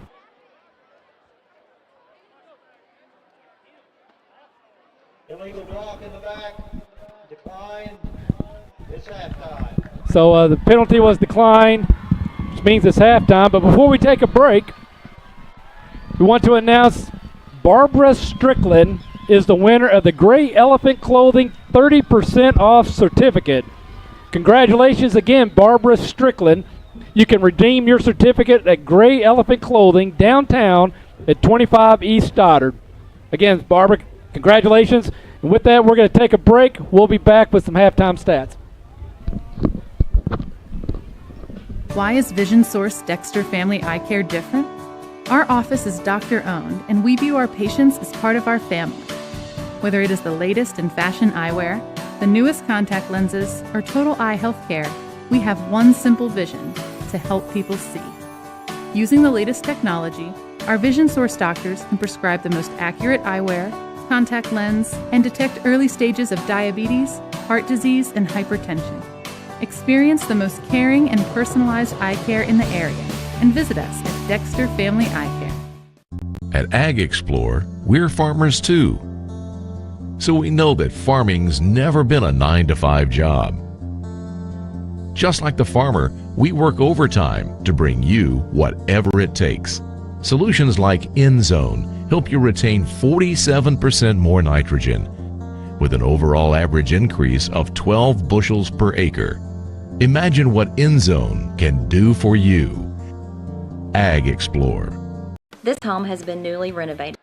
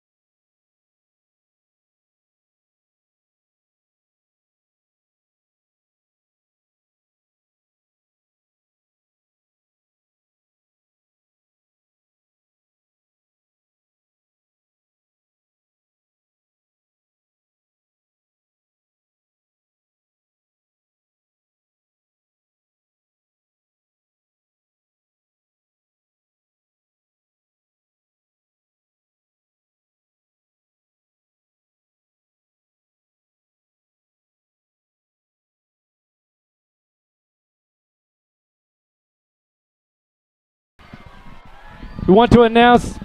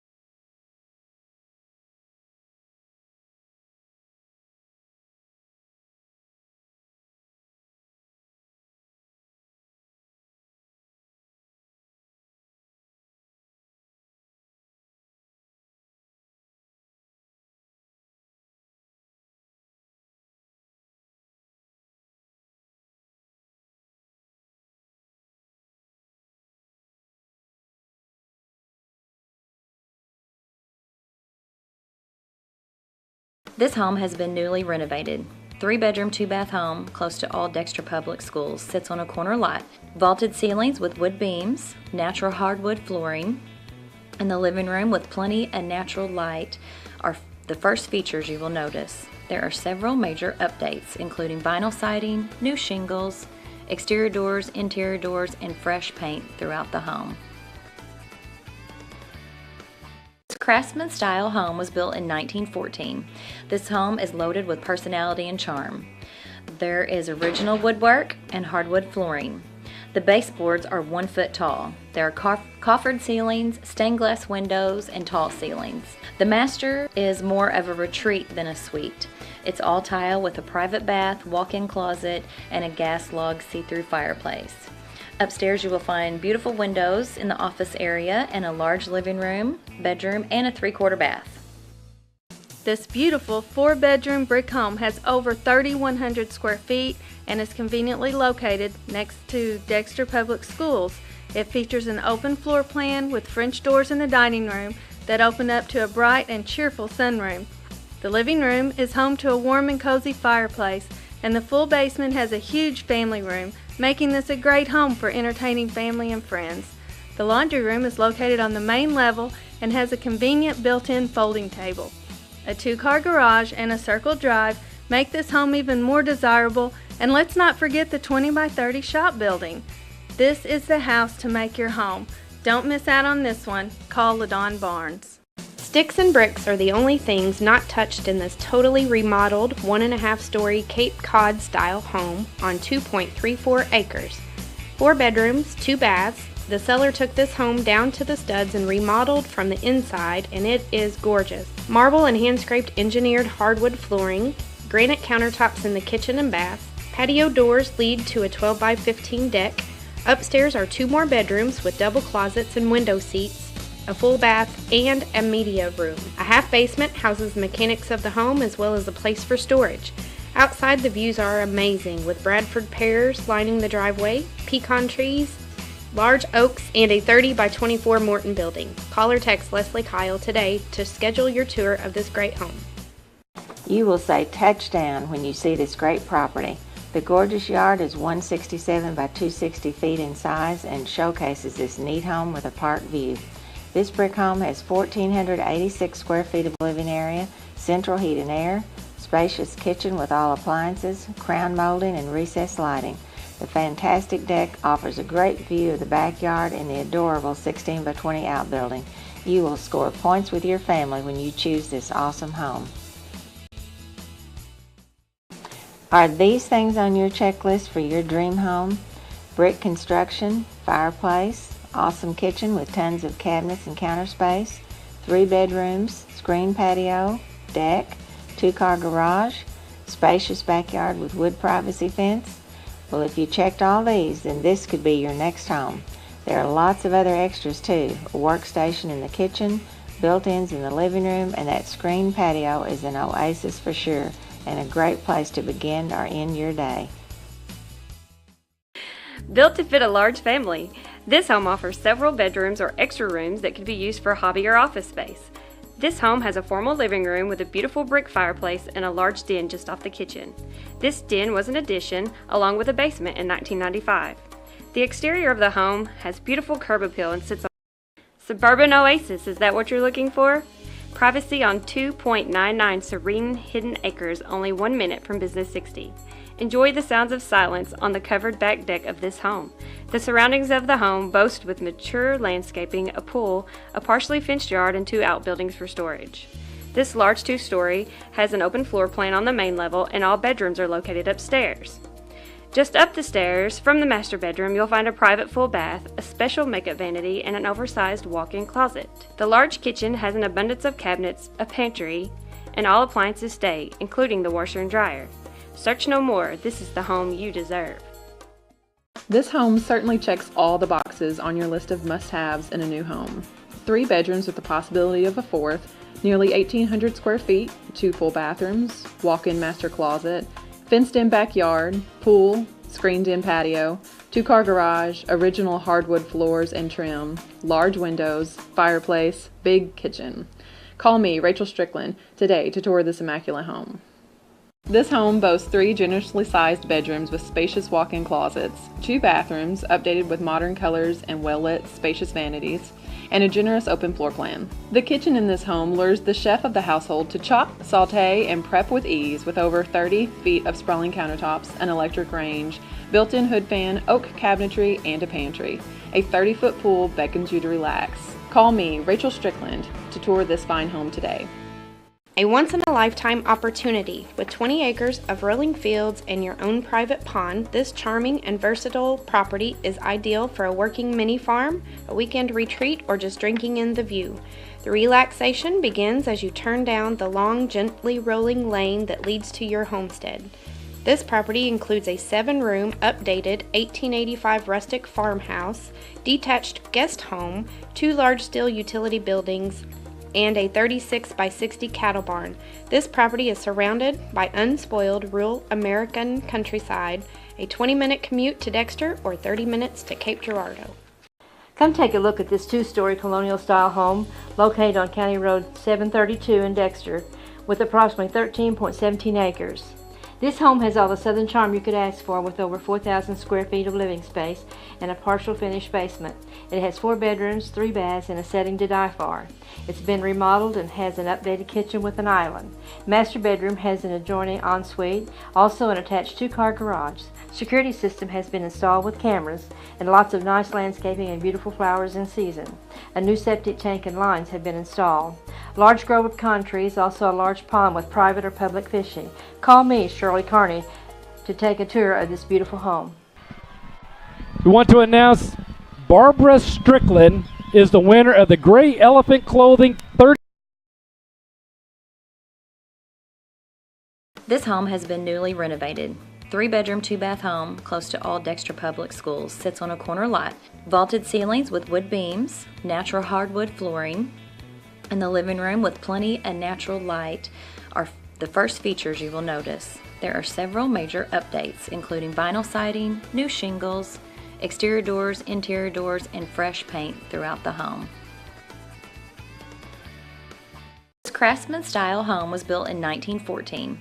This home is loaded with personality and charm. There is original woodwork and hardwood flooring. The baseboards are 1 foot tall. There are coffered ceilings, stained glass windows, and tall ceilings. The master is more of a retreat than a suite. It's all tile with a private bath, walk-in closet, and a gas log see-through fireplace. Upstairs you will find beautiful windows in the office area and a large living room, bedroom, and a 3/4 bath. This beautiful 4-bedroom brick home has over 3,100 square feet and is conveniently located next to Dexter Public Schools. It features an open floor plan with French doors in the dining room that open up to a bright and cheerful sunroom. The living room is home to a warm and cozy fireplace, and the full basement has a huge family room, making this a great home for entertaining family and friends. The laundry room is located on the main level and has a convenient built-in folding table. A 2-car garage and a circle drive make this home even more desirable, and let's not forget the 20 by 30 shop building. This is the house to make your home. Don't miss out on this one. Call LaDon Barnes. Sticks and bricks are the only things not touched in this totally remodeled 1.5-story Cape Cod style home on 2.34 acres. 4 bedrooms, 2 baths. The seller took this home down to the studs and remodeled from the inside, and it is gorgeous. Marble and hand-scraped engineered hardwood flooring, granite countertops in the kitchen and bath. Patio doors lead to a 12 by 15 deck. Upstairs are 2 more bedrooms with double closets and window seats, a full bath, and a media room. A half basement houses the mechanics of the home as well as a place for storage. Outside, the views are amazing, with Bradford pears lining the driveway, pecan trees, large oaks, and a 30 by 24 Morton building. Call or text Leslie Kyle today to schedule your tour of this great home. You will say touchdown when you see this great property. The gorgeous yard is 167 by 260 feet in size and showcases this neat home with a park view. This brick home has 1,486 square feet of living area, central heat and air, spacious kitchen with all appliances, crown molding, and recessed lighting. The fantastic deck offers a great view of the backyard and the adorable 16 by 20 outbuilding. You will score points with your family when you choose this awesome home. Are these things on your checklist for your dream home? Brick construction, fireplace, awesome kitchen with tons of cabinets and counter space, 3 bedrooms, screen patio, deck, 2-car garage, spacious backyard with wood privacy fence. Well, if you checked all these, then this could be your next home. There are lots of other extras too. A workstation in the kitchen, built-ins in the living room, and that screen patio is an oasis for sure, and a great place to begin or end your day. Suburban oasis, is that what you're looking for? Privacy on 2.99 serene hidden acres, only 1 minute from Business 60. Enjoy the sounds of silence on the covered back deck of this home. The surroundings of the home boast with mature landscaping, a pool, a partially fenced yard, and 2 outbuildings for storage. This large 2-story has an open floor plan on the main level, and all bedrooms are located upstairs. Just up the stairs from the master bedroom, you'll find a private full bath, a special makeup vanity, and an oversized walk-in closet. The large kitchen has an abundance of cabinets, a pantry, and all appliances stay, including the washer and dryer. Search no more. This is the home you deserve. This home certainly checks all the boxes on your list of must-haves in a new home. 3 bedrooms with the possibility of a 4th, nearly 1,800 square feet, 2 full bathrooms, walk-in master closet, fenced-in backyard, pool, screened-in patio, 2-car garage, original hardwood floors and trim, large windows, fireplace, big kitchen. Call me, Rachel Strickland, today to tour this immaculate home. This home boasts 3 generously sized bedrooms with spacious walk-in closets, 2 bathrooms updated with modern colors and well-lit, spacious vanities, and a generous open floor plan. The kitchen in this home lures the chef of the household to chop, saute, and prep with ease with over 30 feet of sprawling countertops, an electric range, built-in hood fan, oak cabinetry, and a pantry. A 30-foot pool beckons you to relax. Call me, Rachel Strickland, to tour this fine home today. A once-in-a-lifetime opportunity. With 20 acres of rolling fields and your own private pond, this charming and versatile property is ideal for a working mini farm, a weekend retreat, or just drinking in the view. The relaxation begins as you turn down the long, gently rolling lane that leads to your homestead. This property includes a 7-room, updated 1885 rustic farmhouse, detached guest home, 2 large steel utility buildings, and a 36 by 60 cattle barn. This property is surrounded by unspoiled rural American countryside, a 20-minute commute to Dexter or 30 minutes to Cape Girardeau. Come take a look at this 2-story colonial-style home located on County Road 732 in Dexter with approximately 13.17 acres. This home has all the southern charm you could ask for with over 4,000 square feet of living space and a partial finished basement. It has 4 bedrooms, 3 baths, and a setting to die for. It's been remodeled and has an updated kitchen with an island. Master bedroom has an adjoining ensuite, also an attached 2-car garage. Security system has been installed with cameras and lots of nice landscaping and beautiful flowers in season. A new septic tank and lines have been installed. Large grove of con trees, also a large pond with private or public fishing. Call me, Shirley Carney, to take a tour of this beautiful home.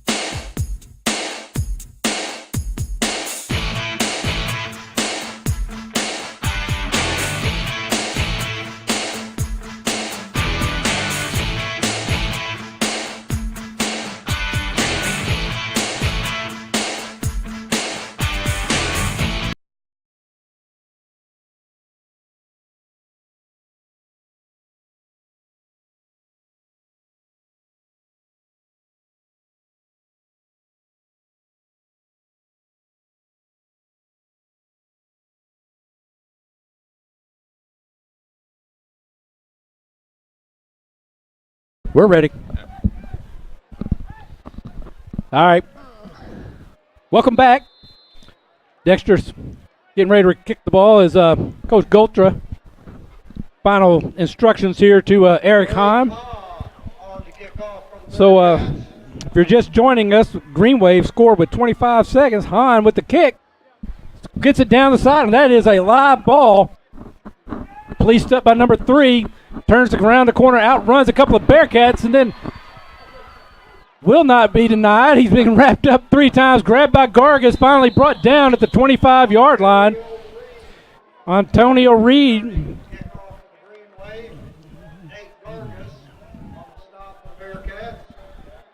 So just a tremendous individual effort from Reed. Yeah, great run.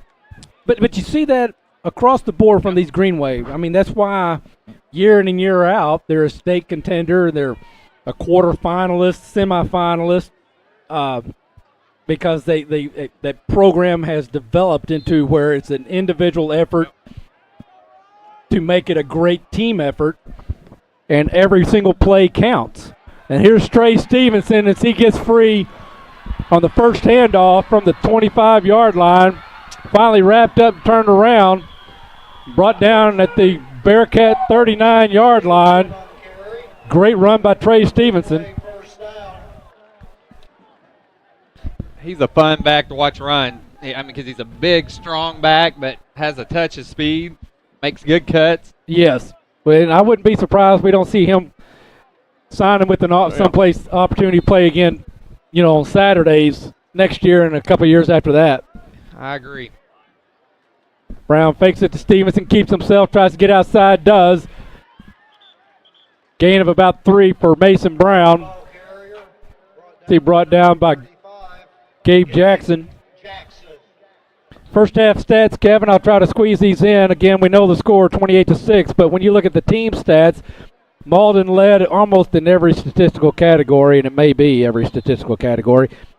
First downs, Malden 11, Dexter 5. Rushing, 28 attempts for Malden, 139 yards. There's Trey Stevenson, gain of about 3.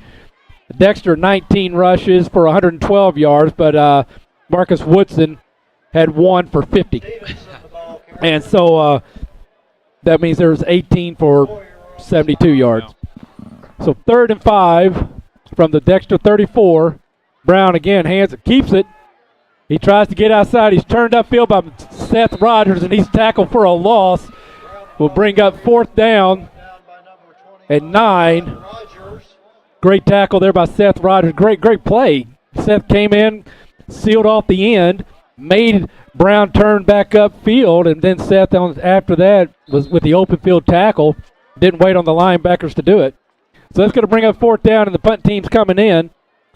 Passing, Malden, 8 attempts, 5 completions, 1 interception.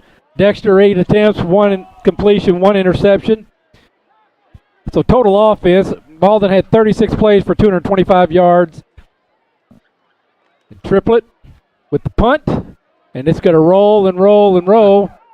And down by Anniser at the Bearcat, looks like 7-yard line. Dexter had 27 offensive plays for only 144 yards. So again, each team an interception. Malden did return its for 29 yards. Nick Trout having to go down to the ground to get the interception for the Bearcats. No return therefore. So again, a lot of statistics in favor of the Green Wave, and obviously you can see that's why it's a 22-point score. But a good defensive stop here to start the second half. Now we'll see if this offense can get going again. Sindel hand off to Hoggard. He's hit at the line of scrimmage and thrown forward. It's going to be a gain of about 1 to bring up 2nd and 9.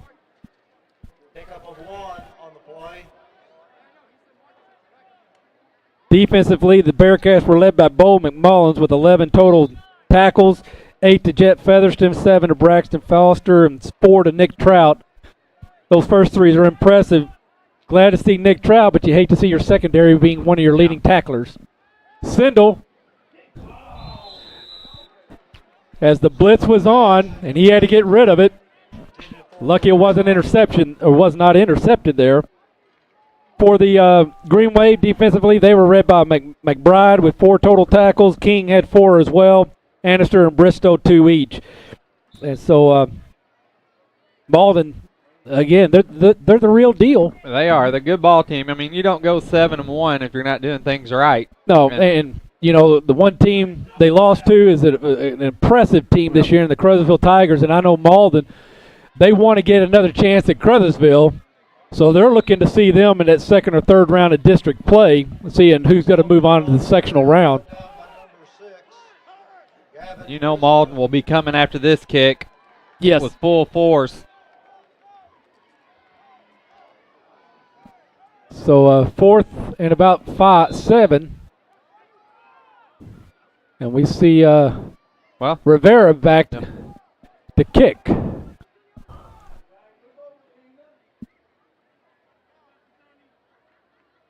Not sure what's up with Spencer Owens. I know he had some light practice days a week ago. And Rivera with the kick, gets a high kick. Much quicker release. And then it does take a Bearcat bounce. And it'll roll to the Bearcat 37-yard line, where the Green Wave will take over with excellent field position with 8:21 to go. Kevin, this game is brought to you in part by Bagby Wealth Management. Bagby Wealth Management offers a wide array of financial planning services to clients in all stages and walks of life. They can assist you with wealth management, retirement planning, 401ks, college planning, estate planning, and business planning. When you're ready to pursue your investment goals or you're in need of advice beyond investing, call Bagby Wealth Management at 573-624-4771. You may also find us on Facebook, LinkedIn, Twitter, or our website at bagbywealth.com. Stevenson with the carry, brought down by Corbin Strong after a gain of about 9. So second and short with 8 minutes to go here in the third quarter.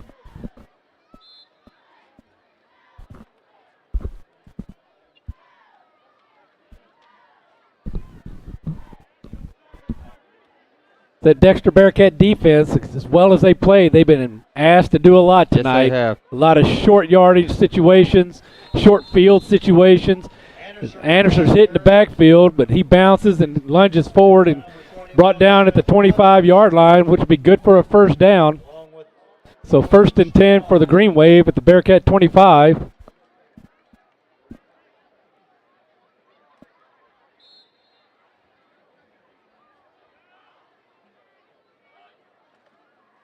Stevenson breaks a tackle, gets around, brought down by Rivera. Good open field tackle. Brought down at the 11-yard line. So it'll be good for a first down. How many yards does Stevenson have at the half? Stevenson, good question, because I didn't say that. He had 12 attempts for 101 yards. All right, so he did hit 3 touchdowns. Had one for 44, which really helped his average out. But, yeah, 8.4 yards a carry, and he's not missed a beat. Stevenson, again with the carry, and there's going to be a host of Bearcats bringing him down. So a gain of about 5. They're going to spot him at about the 7-yard line.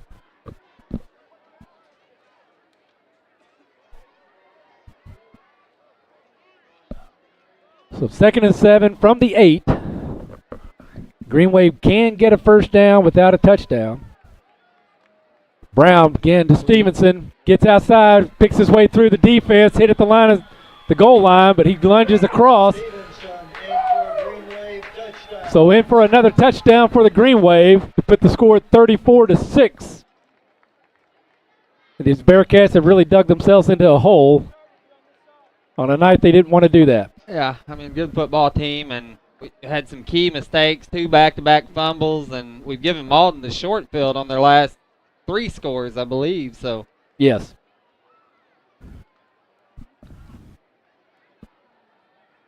You know, and Dexter's offense is not designed for quick scores. Yeah. And so when you're down 4 touchdowns in high school football, you know, it's really for a methodical power run, grind out 4 yards a carry, a deep offense to make up 4 scores is asked. Dexter's going to have to pull a few things out of the trick bag, I think. Yeah, I agree. You know, they're going to be forced to go to the air a little more than maybe normal. Yeah. Kevin, this game is also brought to you in part by 1 Mile Smile Dentistry in Dexter. At 1 Mile Smile, they enjoy all aspects of dentistry. You name it, they can do it. Cleanings, fillings, dentures, root canals, extractions, or implants. They are happy to talk to you about performing any of those services and many more. Dr. Sire strives to be affordable, accommodating, and friendly. Call for an appointment or consultation at 573-624-8236 or visit him at 1 Corporate Drive off 1 Mile Road in Dexter. Again, the sideways mount, and this time off the ground. Scooped or recovered by Caleb Hoggard at the Bearcat 35.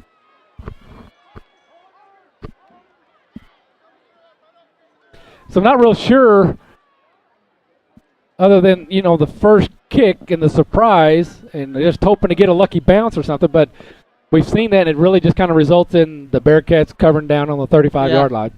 And D. Triplet has the ability. I thought so, too. To kick deep. But you know, he could be nursing the leg or something like that, and they don't want to chance it, or they have enough confidence in their defense to say, hey, we'll give up 10 yards on the kick and let them start at the 35.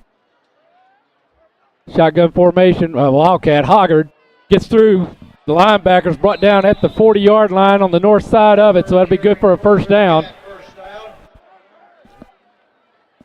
Nice run there by Caleb Hoggard.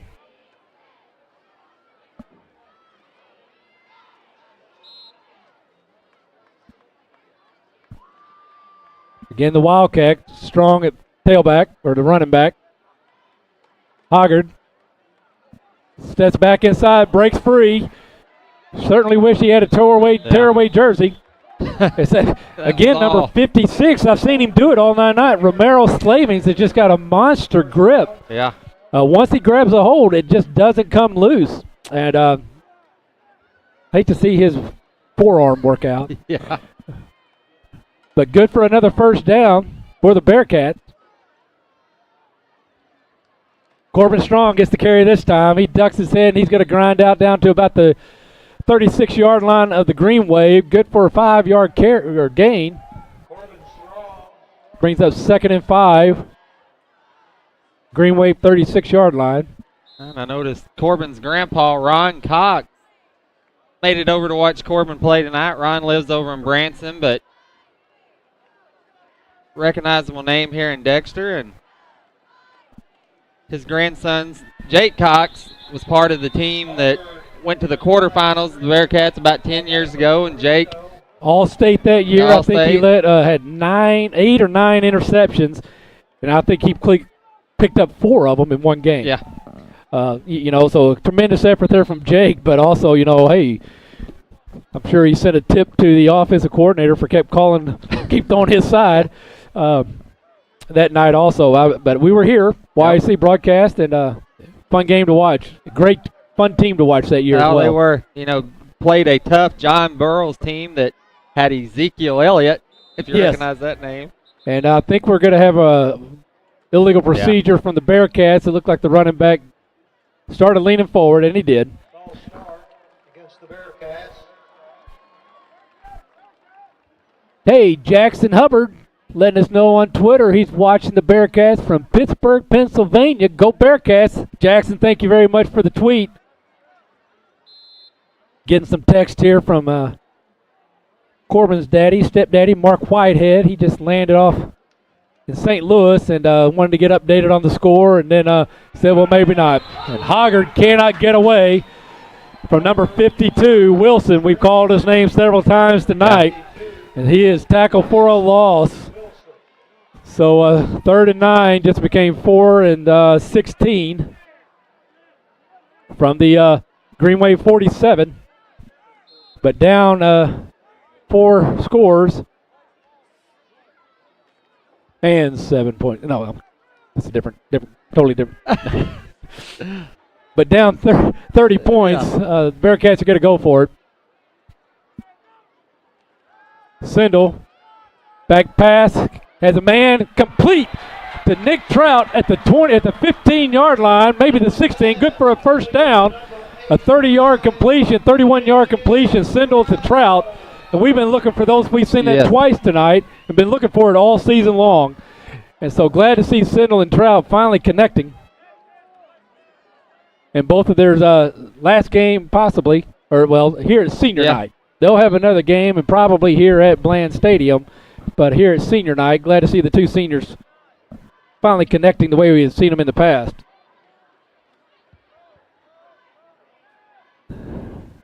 McMullen at the fullback. Hoggard, Sindel. Under pressure, but intended for Rivera, or actually I think it's supposed to go out to be a fullback in the flat. Yeah, and that was McMullen a little late breaking, and Sindel the pass well overthrown. And kudos to Sindel for at least not taking the sack, getting rid of the ball.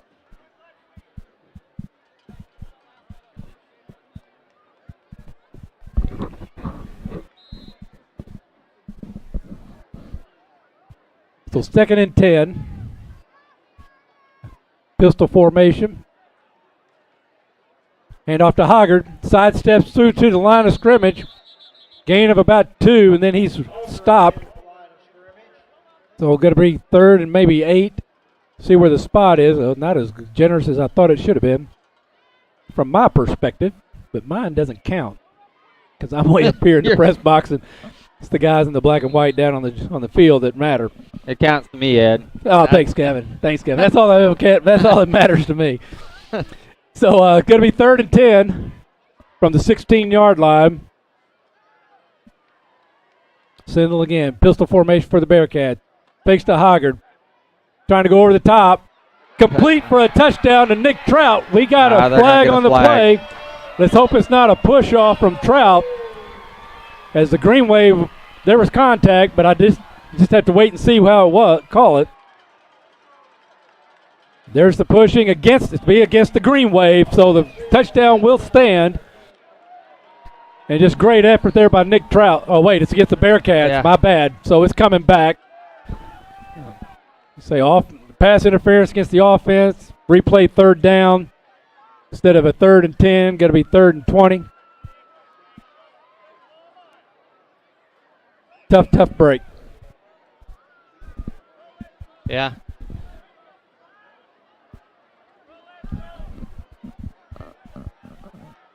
Good looking pass by Sindel, and Trout went up for it, but the official must have thought he saw a little bit of contact. Rivera wide out on the near side. Sindel just heaves it down the middle. It's going to be intercepted at the 10-yard line by Ty Miller. And then he loses his footing, so he'll be down at the 10, of returning maybe a yard. So Sindel again, heavy rush from the Green Wave. He heaved it up the middle. That was a hope play. Yeah. I'm going to throw it down there and see if my receiver can get to it. Could not, but the defense could. So reception either way, just for the brown guys. Yeah. Gabe Jackson was in the vicinity, but that was about it.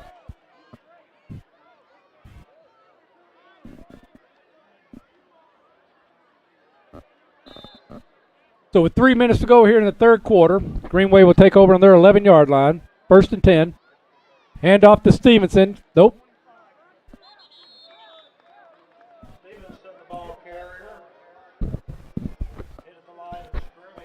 I guess they did give it to him. I thought Brown slipped it back out there.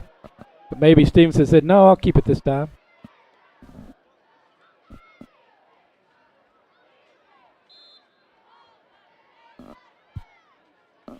So 2nd and 10. Green Wave in no hurry. No.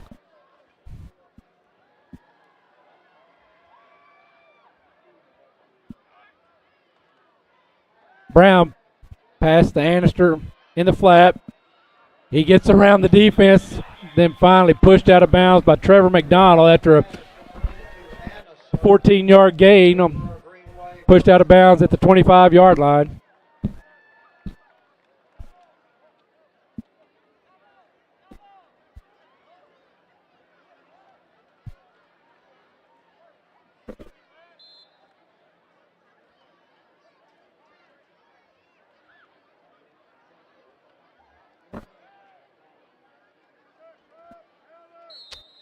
We got a flag. I was gonna say there was a little illegal movement on the procedure line. against the Green Wave. Back them up 5 yards. Be 1st and 10 from the 20, or 1st and 15 from the 20.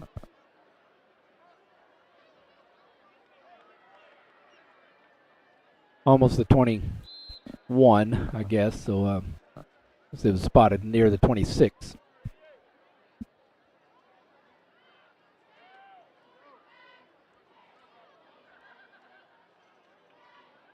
Brown in the shotgun. Stevenson back with him. Hand off to Stevenson. Wrapped up at the line of scrimmage. Get a gain and get about 5 yards. Brought down across the 25. Stevenson on the ball carrier. Brought down by Brock Simmons, number 74. He loses his helmet, so he'll run off the field for a play. We'll see Colton Gibson, number 68, go in. And also, we'll see Luke Boyer coming back in, number 78.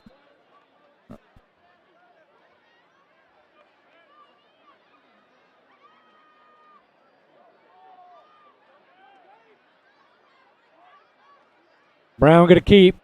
Looks to his right, comes back to his left. Gain of about 3, maybe 4 to the 30. Bring up 3rd and 6.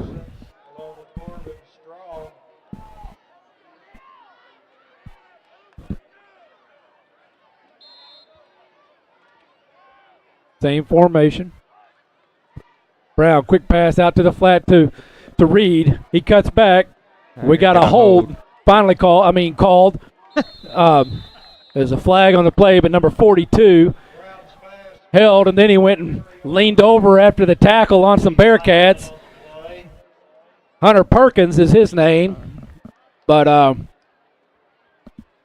yeah, I'm not real sure what he was doing. There's the holding call, and should have been called on a late hit. And he knows he's guilty because you can tell by how much action she's throwing out there on the field to make it sound like, no, I didn't do it. Some things in high school athletics really tick me off.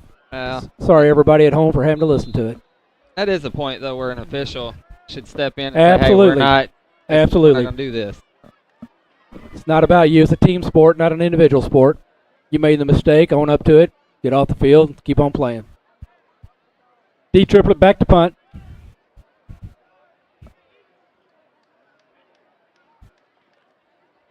There's the punt. Trevor McDonald back, gets it on the run, turns upfield, tries to outrun some green wave, runs backwards and going to be brought down to the 30 after advancing up to the 34. And they're going to spot it at the 30-yard line. So Dexter takes over, 29 seconds to go here in the third quarter at their 30-yard line. Good open field tackle by Malcolm McBride. Yes. We've heard his name a few times tonight. Yes. And I think he's one of the leading tacklers. Yeah, he was the leading tackler for the Green Wave in the first half.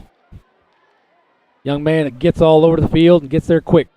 It looks like they line him up at an outside linebacker position.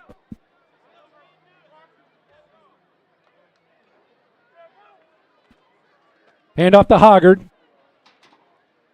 Gets up to the line of scrimmage and tries to grind, and now we've got another flag. Typically, that's going to be a face mask when there's a scrum like that. So we'll see what they call, though.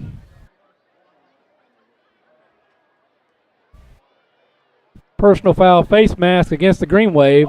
So that's 15 yards there. Face mask penalty. And so that's going to advance the ball to the Bearcat 47-yard line. First down with 19 seconds to go here in the third.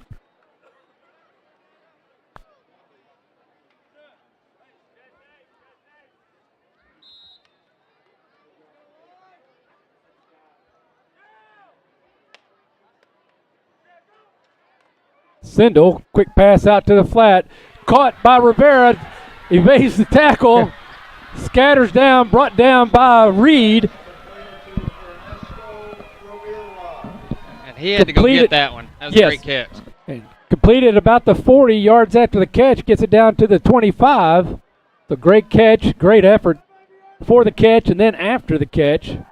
So first down Bearcats, the Green Wave 25-yard lines with 5 seconds to go here in the third.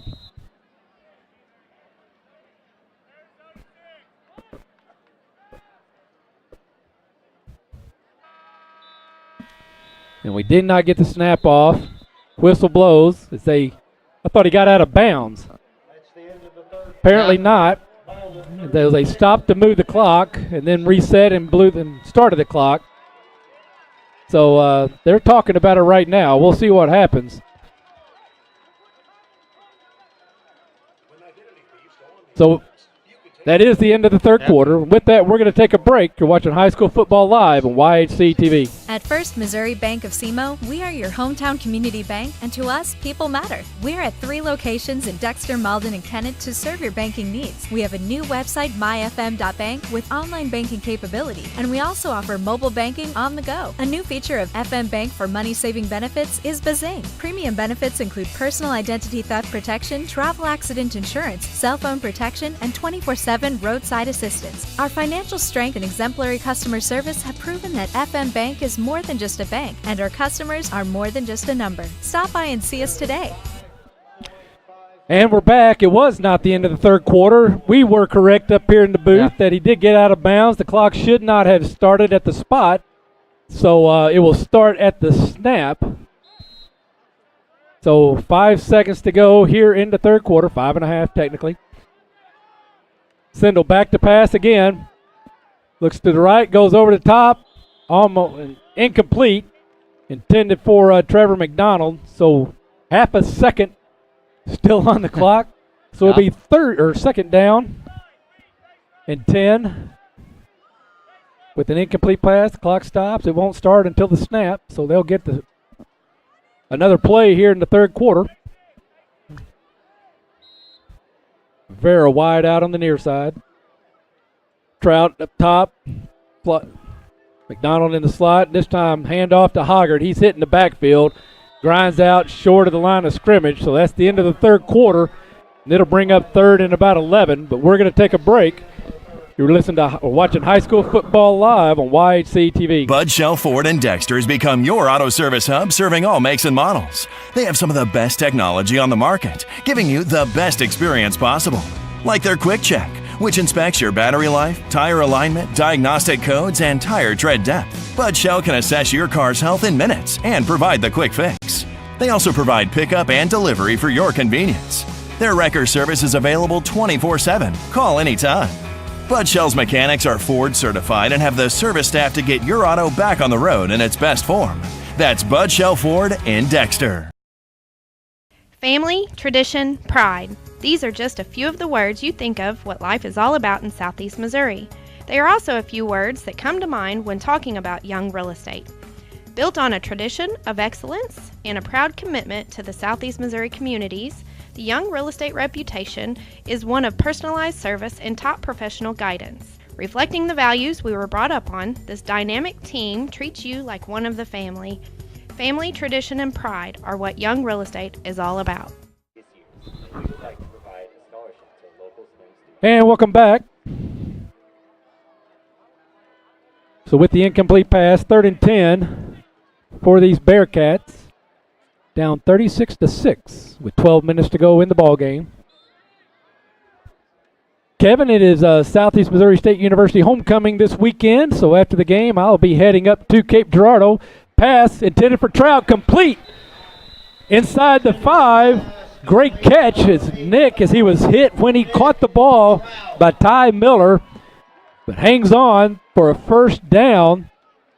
22-yard completion. It'll be a 1st and goal from the 3. And Ed, you're Southeast royalty. Well, don't say it that way, or people are going to think their standards are extremely low. It's an excellent institution, and I was fortunate to be able to attend there, and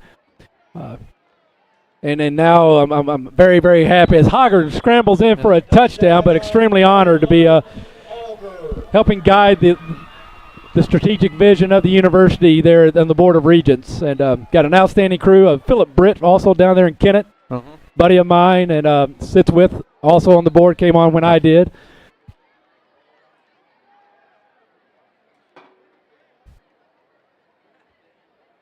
Bearcats going for 2. Hand off to Hoggard. Tripped up. So then there again, number 52, Wilson, just getting in the backfield and then tripping him up, so no good. 36-12. With that, we're going to take another break. You're watching High School Football live on YHC TV.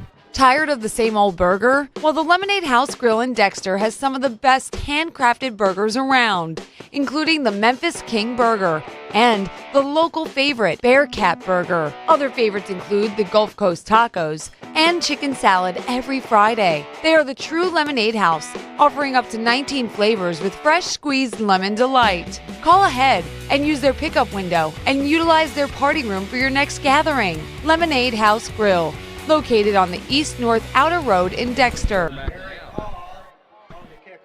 And welcome back. Bearcats prepare to kick. Hahn doing the kicking duties for the Bearcats. Stevenson deep for the Green Wave. Short scuttle kick goes out of bounds at the 40. They're going to call it the 38-yard line of the Green Wave. It looks like the Green Wave are talking about it, but it looks like they're going to accept it right there. Kevin, this game is brought to you in part by a local favorite, the Dexter Pizza Hut. They had the best pizza deals around, including 2 or more medium pizzas of any variety for $6.99 each. Original, pan, hand-tossed, or thin and crispy. Dine-in, carry-out, or delivery. The Dexter Pizza Hut aims to provide you the best value for your pizza purchase. call to order at 573-624-5333 or visit them along Business Highway 60 in Dexter.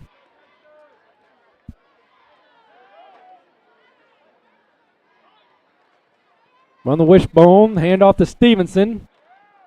Cuts up the middle, wrapped up by some Bearcat linebackers. I see Jet Featherston, Corbin Strong, also Christian Yarbrough on the bottom of the pile there for the Bearcats. So a gain of about 4 brings up 2nd and 6 from the Greenway 43-yard line.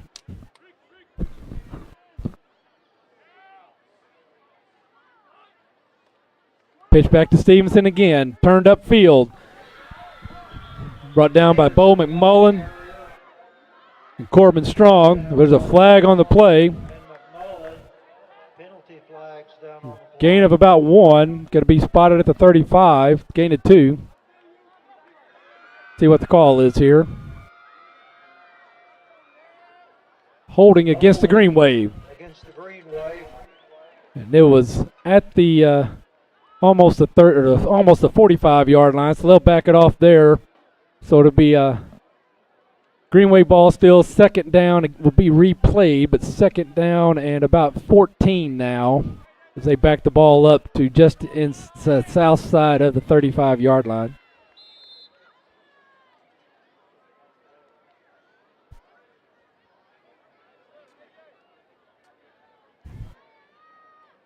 Mason in the shotgun. Stevenson in the backfield with Anderson in motion. Quick pitch out to Reed, wrapped up by Trout. Whistle blew. Whistle blew. It'll have to be dead. Yeah, as Trout didn't bring him down, but a knee touched the ground, obviously, so he's going to be brought down at the 30-yard line. Well, the whistle blew, but then they let the play continue on. Whether he's down or not, the whistle blows. He became down at the time the whistle blew. Play.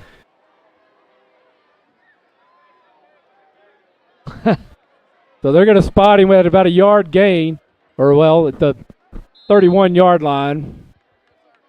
Brings up 3rd and 15. Mason again rolling to his right, looking deep, has a receiver. Anderson's wanting a flag.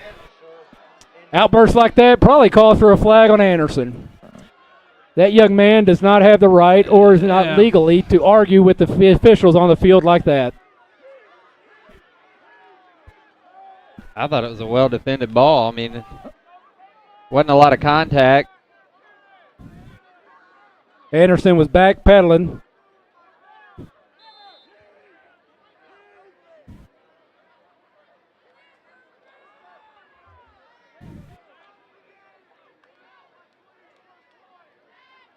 Triple it back to punt. Gets the kickoff. McDonald pleases it up. Gets around Anderson. Again, looking and brought down by number 8, Lucas Stover. So a return of about 12 yards from the 30 to the 42-yard line by Trevor McDonald.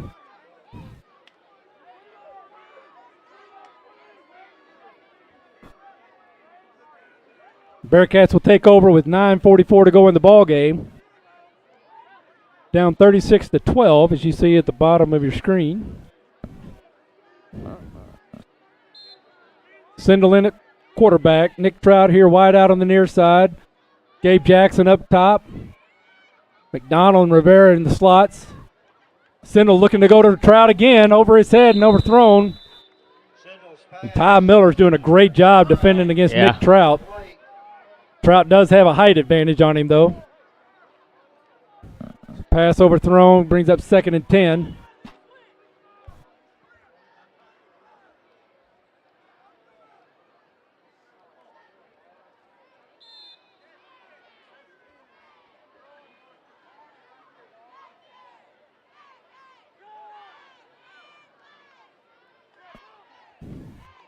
Sindel looks to his left, finds McDonald, catches the ball, but he was going the wrong direction after the catch, and then he flops down at the 45, so only a gain of 2 yards after he lost 2 yards after the catch.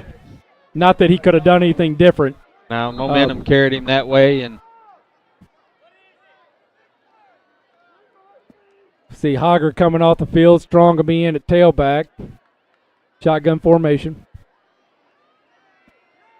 Play clock down to 10. Hand off to Strong. Trips over. Again, a couple of Bearcats on the line of scrimmage. Trip up, Christian Yarbrough got himself underneath Corbin Strong, so a gain of about 2 brings up 4th and 8.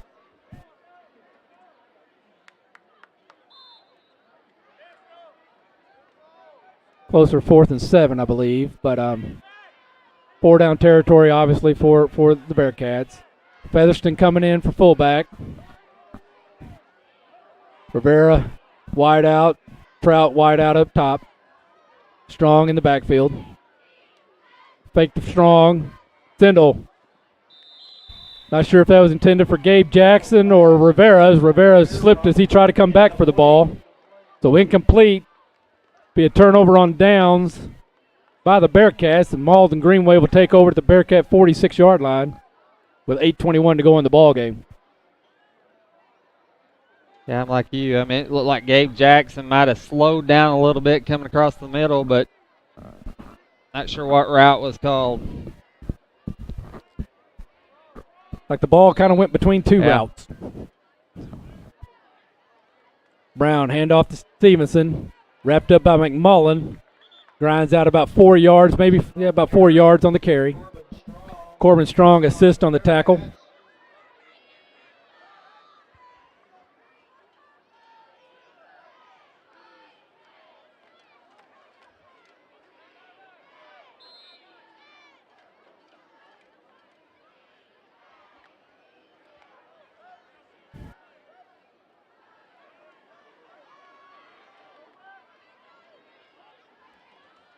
Hand off to the fullback this time, number 20, McBride. He grinds down, carries a couple of Bearcats, good for about a 5-yard gain. Maybe 6, going to bring up 3rd down and maybe 2. Brock Simmons on the tackle for the Bearcats.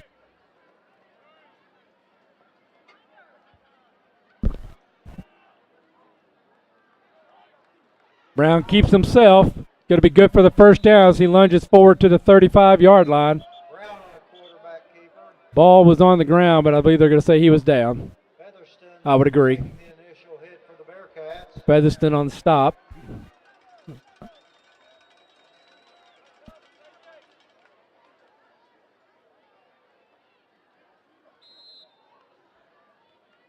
I guess this year, I don't remember last year on senior night, them recognizing cross country, and I like it because, I mean, they get a stage that they normally wouldn't get, but a lot of seniors out there tonight. I appreciate that, too, because, a lot of those fall sports, they don't have a stage for an introduction. Stevenson gets around the outside. He's going to ramble in for a touchdown. Well, as McDonald cannot bring him down. So great, good, hard, fast run by Stevenson. Yeah, nice move there at the end just to settle down and get into the end zone. Yes. That has extended the lead back up to 30. Mercy rule doesn't go into effect until 35-point lead. And we'll see the Green Wave at the end attempt 2.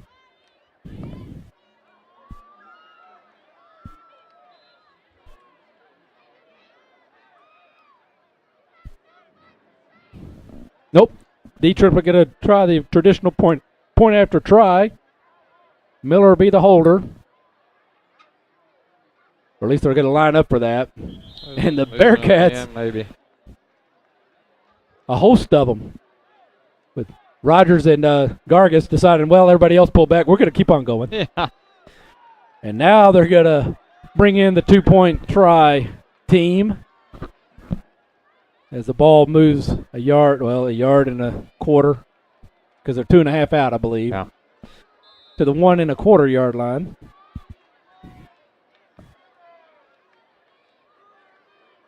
Math's not great, but that's close enough. Half of 2.5 is 1 1/4. I'm pretty sure. If you put it in monetary terms, if I got $2.50, I give you half. We both have $1.25. $1.25. So, Mason under center and Wishbone. They've lined up in that wishbone. They've been tough. Back to Stevenson. And He again. walks right in. Great job there by the offensive line of the Green Wave, creating a big hole. So now the lead extended to 32, 44-12. With that, we're going to take a quick break. You're watching High School Football Live on YHC TV. Well, I love it. I know, right? I saw it and I was just like, oh, I have to have it. Is it suede? It's suede. Love suede. State Farm knows that for every one of those moments, there's one of these. Well, I love it. I know, right? I saw it and I was like, have to have it. Is it suede? It's suede. I love suede. That's why we're there with renter's insurance when things go wrong, but also here with a rewards credit card to help life go right. State Farm. Talk to State Farm agent Chris Brannon in Dexter today. Welcome back. See D Triplet tee the ball up. Hoggard will be the up back. McDonald deep for the Bearcats. Squibb let by Landon Henson, picked up by McDonald at the 7. Breaks one tackle, brought down at the 12. So a return of about 5 yards by Trevor McDonald. Yeah. So with 6:37 to go, the Bearcats have about 88 yards to go for a touchdown.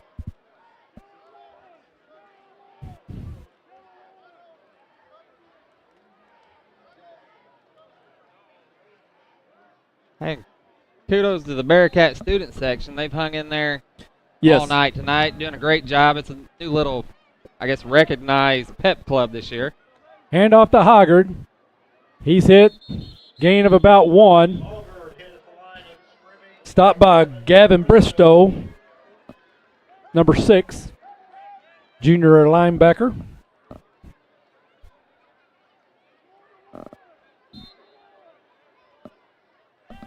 The clock keeps ticking down to 6:10. Again, hand off to Hoggard, looking at the same hole. And wrapped up by Wilson.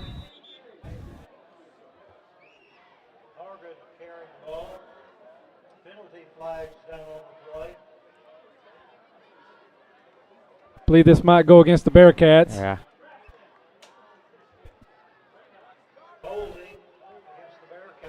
And that is a good call. Yes. It was a hold.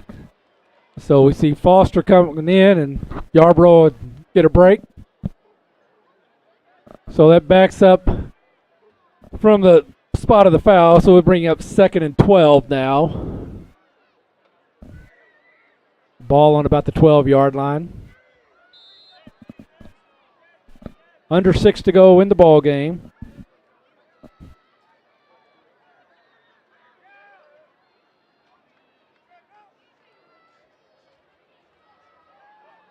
A good move by Hoggard to find the seam. Yes, Nice gets little cut. close to the first down. He's going to be short, about a yard. So he gets out to about the 22-yard line. He's going to need to cross the 23. Like a favorable spot, so maybe a yard, a little less. So either way, we're going to have to put it 3rd and 1 on the scoreboard, as there's no decimal point. Had movement on the defensive line, but no call. Hoggard again with the ball. He gets through. He crosses the 35-yard line. That'll be good for about 2-yard gain and a first down for the Dexter Bearcats.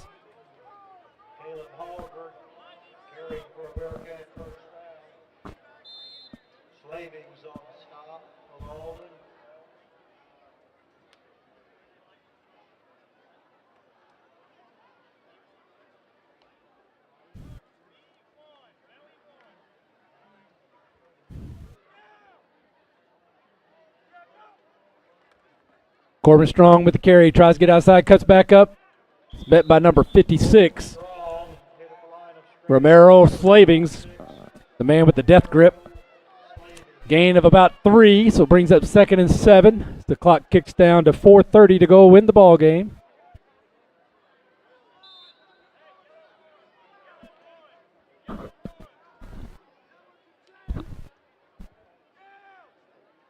Sennel in the pistol. Hand off to Strong. Hits the hole hard. Crosses the 30, gets to about the 31, so a gain of another 3 yards. Brings up third and about 5. Third and 4. So he needs to get out across the 35-yard line. Slavings again on the stop.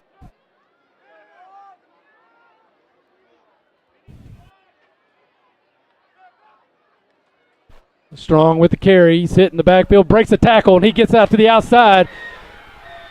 Cuts back in, breaks a couple more tackles, and brought down by number 20, McBride, at the 30-yard line.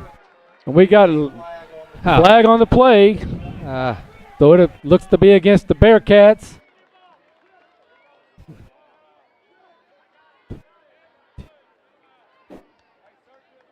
So a 37-yard run brought back by a holding call. They'll back off 10 yards from the spot of the foul, so it'll bring up third down and about 7. Gonna be, just a long 5, not quite 6 yards, as they're going to spot them at the 30-yard line as the hold took place on the 40. And with that, we got a timeout, Dexter. And with that timeout, we're going to take a break. You're watching High School Football Live on YHC TV. Gray Elephant Clothing Fall Festival sales Saturday, October 14th. Introducing Hot Gray Elephant Clothing Fall Festival sales Saturday, October 14th in historic downtown Dexter. From 9 to 10 a.m., receive 20% off your entire purchase. 10 to 12 p.m., 15% off your entire purchase. And 10 to 3, 10% off your entire purchase. We'll also be having a $5 rack outside the doors of Gray Elephant.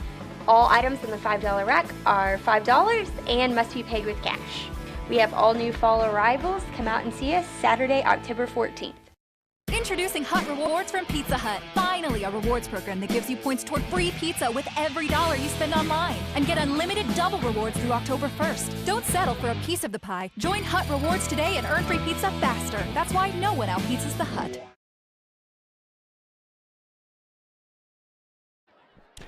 And welcome back. We got 3:40 to go in the ball game. 3rd and 5 for the Bearcats.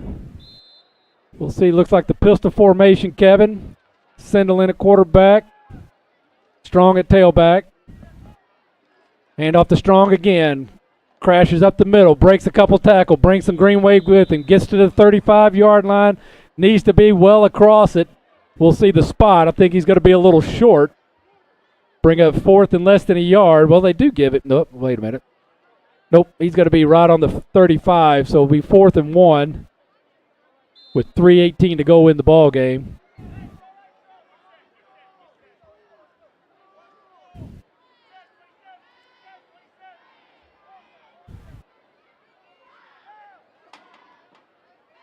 Pistol formation again, this time to Hoggard.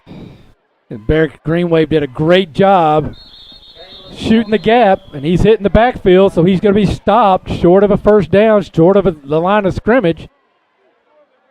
And so the Bearcats turn it over on downs again. So with 2:53 to go in the ball game, the Green Wave will take over on the Bearcat 35-yard line.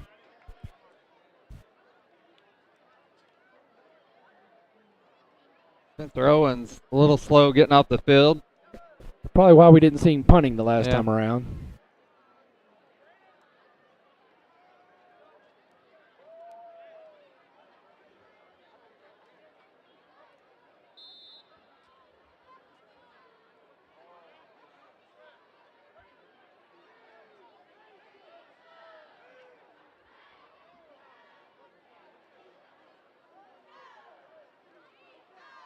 Malden short a player. Finally, they get Mason Brown out there at quarterback. Snap, hands off to number 10. Heck, sophomore, his first action of the night. Good for 4 yards. A little surprised we still see several of the starters still in the game for Malden. I mean, at this point, late in the year, of course, I know that was a sophomore running the ball there, but. Well, they got it. Looks like another line team ready to shift, but Also, though, I mean, this late in the season, it might be a late season conditioning drill. It could be. As you move on from here in district play, games could be close. Maybe not next week. Is kind of, the first round of districts, you get the best against the worst, and we have movement on the top of the field, but they didn't blow. Well, now the flag comes out as Anderson was not set. Heck, the carry again, gets to the 30, so a gain of about a yard. But we're going to have an illegal procedure on the green wave, which will back it up 5 yards. Actually, an illegal participation as he was not on the field, and then he ran onto the field after the line was set.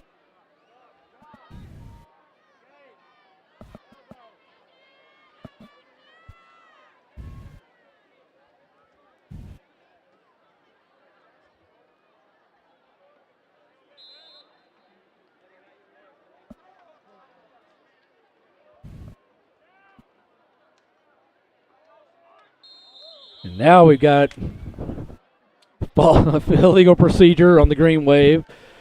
So instead of 2nd and 12, it'll be 2nd and 17.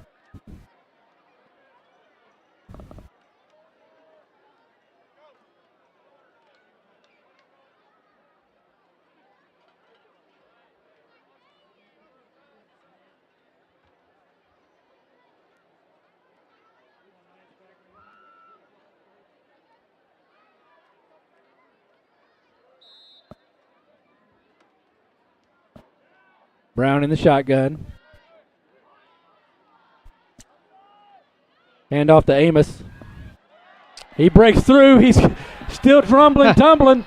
Good for a first down as he gets brought down at the 10-yard line.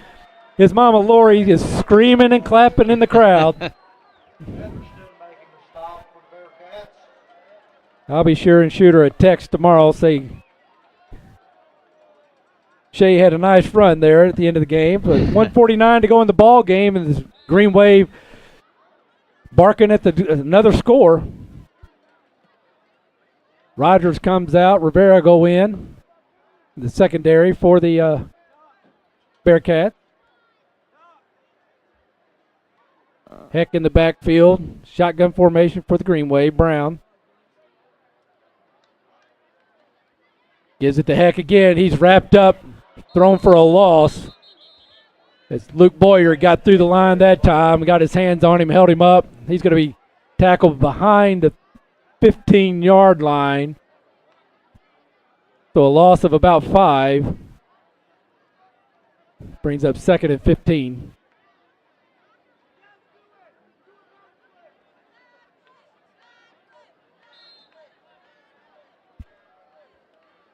If you're Dexter out here, if nothing else, just dig deep for a little bit of pride and absolutely not allow Malden to punch it in. Yep. But yeah, Malden still got their first team line on the field with a minute to go and a 32-point lead. Heck again with the carry. Hit from behind. Lunges forward for a couple of yards. Bring up 3rd down as he's tackled by McMullen to bring up 3rd and 12.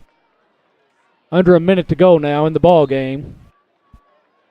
But they will have to snap it at least one more time. I'm watching down here. It looks like Seth may have a dislocated finger, and I can see Doc Gibbon doing a little pulling and pressing, and he's definitely feeling some pain. They're going to ice it now. So there's about half a second difference between the game clock and the play clock. And so they could not snap it, take the penalty, and then take a knee. And maybe they'll take a knee here. Like I said, and they do. Brown steps back, victory formation. So congratulations to the Malden Green Wave. A hard-fought battle and well executed on both sides of the ball by the Green Wave. 44-12 victory for the Green Wave against what's becoming quite the rival with Dexter. But the rivalry, the last 6-7 years, pretty one-sided since about 2011. But either way, we're going to take a break. We'll get our stats, and we'll be back. You're watching High School Football Live on YHC TV. Fusion, the newest name in in-home care. providing assistance with any activity of daily living in the comfort and safety of your own home, including personal care, homemaker services, respite services, professional nurse visits, medication setup, and diabetic nail care. If you or someone you know is in need of care in their own home so they can remain there independently, then call us today. We serve New Madrid, Dunklin, and Stoddard counties. Fusion in-home care, building our family with yours. My name is Dustin Mayer. I operate Mayer Law Office, which is a full-service law firm located in Dexter, Missouri. I practice personal injury, criminal defense, workers' compensation, family, and other areas of law. As an assistant Missouri Attorney General and assistant prosecuting attorney, I've had the opportunity to try multiple cases in front of juries, and I'm willing to put that experience to work on your behalf. I'm a Southeast Missouri native, and if you hire me, you'll get the big firm experience with the small town touch. Call today for your free consultation. Bren Insurance in Dexter has been serving the Stoddard County area since 1986. They specialize in farm, crop, auto, and home insurance, but can assist in other coverages as well. They're located at 202 North Walnut Street with a drive-through window for your convenience. Their agents Norm Robinson and Keith Richard are committed to serving your needs. Stop by or call today, 624-8956. Bren Insurance in Dexter. Exceeding your expectations is what they strive for at Watkins & Sons Funeral Home. They know facing the loss of a loved one is one of the most trying times a person must face. When Earl Watkins founded Watkins & Sons in 1936, his mission was to provide quality, professional service. The family business is in its third generation and continues that mission today. Watkins & Sons Funeral Home, proudly serving the communities of Southeast Missouri, with locations in Dexter, Puxico, and Bloomfield. If you're out and about in a big hurry and you're looking for a place to get gas, don't worry. The most complete convenience store has everything for you, like pork steak and 99-cent barbecue. So get out the truck and fill her up, cause we're the place to go if you're on the go. On the go, or the coldest beer in town. On the go, best fried chicken around. On the go, it's in Dexter and Bloomfield, you know. We're the place to go if you're on the go. Hey! And folks, if you've not been to the Winchester Place, come in and take a look at this facility. You don't know what you have missed. We are very proud of this facility. A lot of people do not realize we're here, what we can offer to them, and what a facility we have. And we would like to have people come by anytime and tour us. You won't find a better place to live or better staff to take care of you anywhere Southeast Missouri. I'll guarantee it. We are located at 400 Winchester Drive. Come down Bowman and we sit on the corner of Bowman and Winchester. Why is Vision Source Dexter Family Eye Care different? Our office is doctor-owned, and we view our patients as part of our family. Whether it is the latest in fashion eyewear, the newest contact lenses, or total eye health care, we have one simple vision: to help people see. Using the latest technology, our Vision Source doctors can prescribe the most accurate eyewear, contact lens, and detect early stages of diabetes, heart disease, and hypertension. Experience the most caring and personalized eye care in the area and visit us at Dexter Family Eye Care. And welcome back. Again, congratulations to the Malden Green Wave here on Pink Night, Senior Night, Charles Bland Stadium in Dexter. Close first quarter, and then Malden, they settled in and executed very, very well, especially offensively, and you rack up 44 points. Again, there were some turnovers. We'll get to that in here just a second. But when you start looking at the team statistics, and we'll do that as well as the individuals, you can see it's clear who won the game. Yeah. But Malden is, again, a 32-point victory. When you look at first downs, Malden had 19, Dexter had 11. Rushing, 49 attempts for Malden, 302 yards. And for Dexter, 38 attempts for 171 yards. Malden had 96 yards through the air. Mason Brown was 8 of 12 for 96 yards and an interception. But Dexter was 5 of 18 for 109 yards, 2 interceptions. Total offense, Malden 61 plays, 398 yards. Dexter 56 plays, so 5 plays less for 280 yards. And so that's the telltale sign right there. Your average yards per play, Malden's getting it done. On down again, Malden 2 interceptions, 30 yards. Dexter had 1 interception. Then no fumbles, and Dexter had 2 and lost 2. So when you look at the individuals for Malden, Trey Stevenson, big night. He improved his stats in the second half, averaging 8.4 yards and 101 yards in the first half. He finished on 23 carries, 217 yards, 5 touchdowns, and a 9.4 yards per carry. Wow. Mason Brown, the quarterback, 16 attempts, 34 yards. Shea Amos, 1 for 30, and Broderick Annister had 4 for 13. Passing, for Dexter, Caleb Hoggard, 27 attempts, 94 yards and a touchdown. Marcus Woodson, 2 for 46 yards. Again, he had the long 50-yarder to start the game. Corbin Strong, 9 carries, 31 yards, and a touchdown. Quarterbacks, Mason Brown, 4 of 7 with an interception and 63 yards. Ty Miller, 4 of 5, the backup with 33 yards and a touchdown. Ben Sindel for Bearcats, 5 of 18, 2 interceptions, 109 yards. Receiving for the Green Wave, Annister, 5 receptions, 78 yards. Reed, 2 receptions for -5.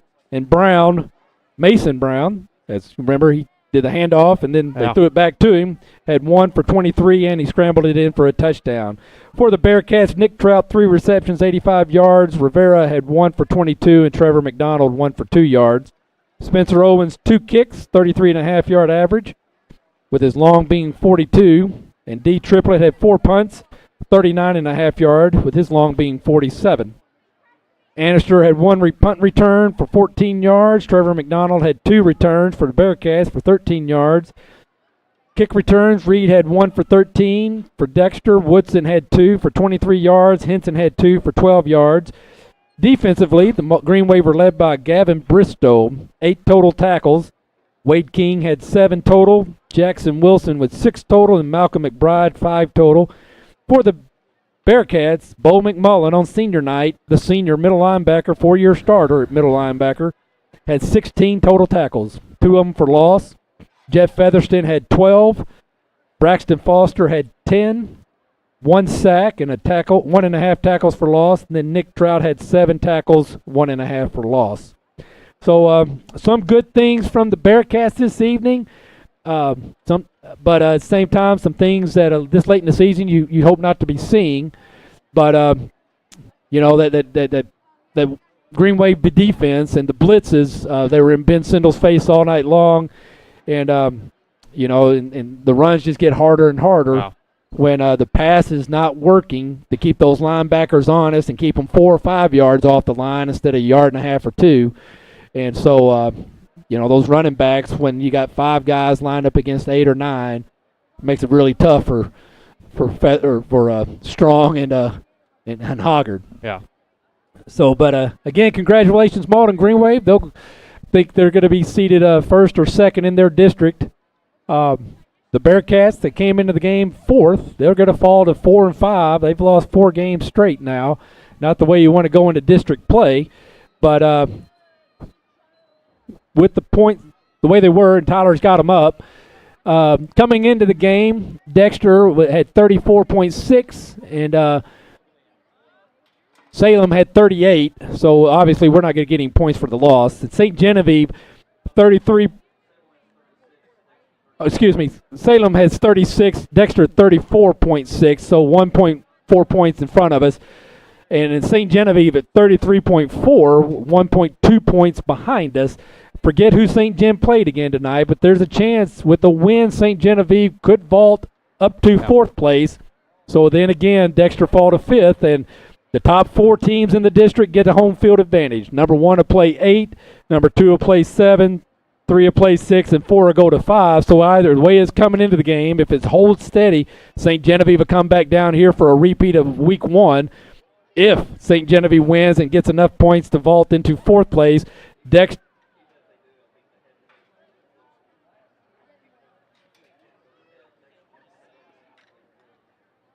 Okay, so Dexter with the head-to-head win, they would stay. And okay, so thank you, Tyler. Man, They should be playing St. John at home next should week. be playing St. John next week here at Charles Bland Stadium. So stay tuned to YHC all week. And Tyler's going to let you know just as soon as we know, which will be Monday, how the districts play out and where because if they're here in Dexter, we'll be bringing the game. In St. Genevieve, we won't be able to. But either way, we got one more game at least, and been a lot of fun this season. But Kevin, let's hope we see you here again next week. Also, appreciate everybody listening tonight and tuning in. Hopefully they listened. Man, they may be watching and listening to Jason and Judge Mayer, but I wouldn't blame them. Either way, it's been a lot of fun, and we'll see you next Friday here from Charles Bland Stadium. Again, I'm Ed Gargas alongside my good friend Kevin Bishop. You've been watching High School Football Live on YHC TV.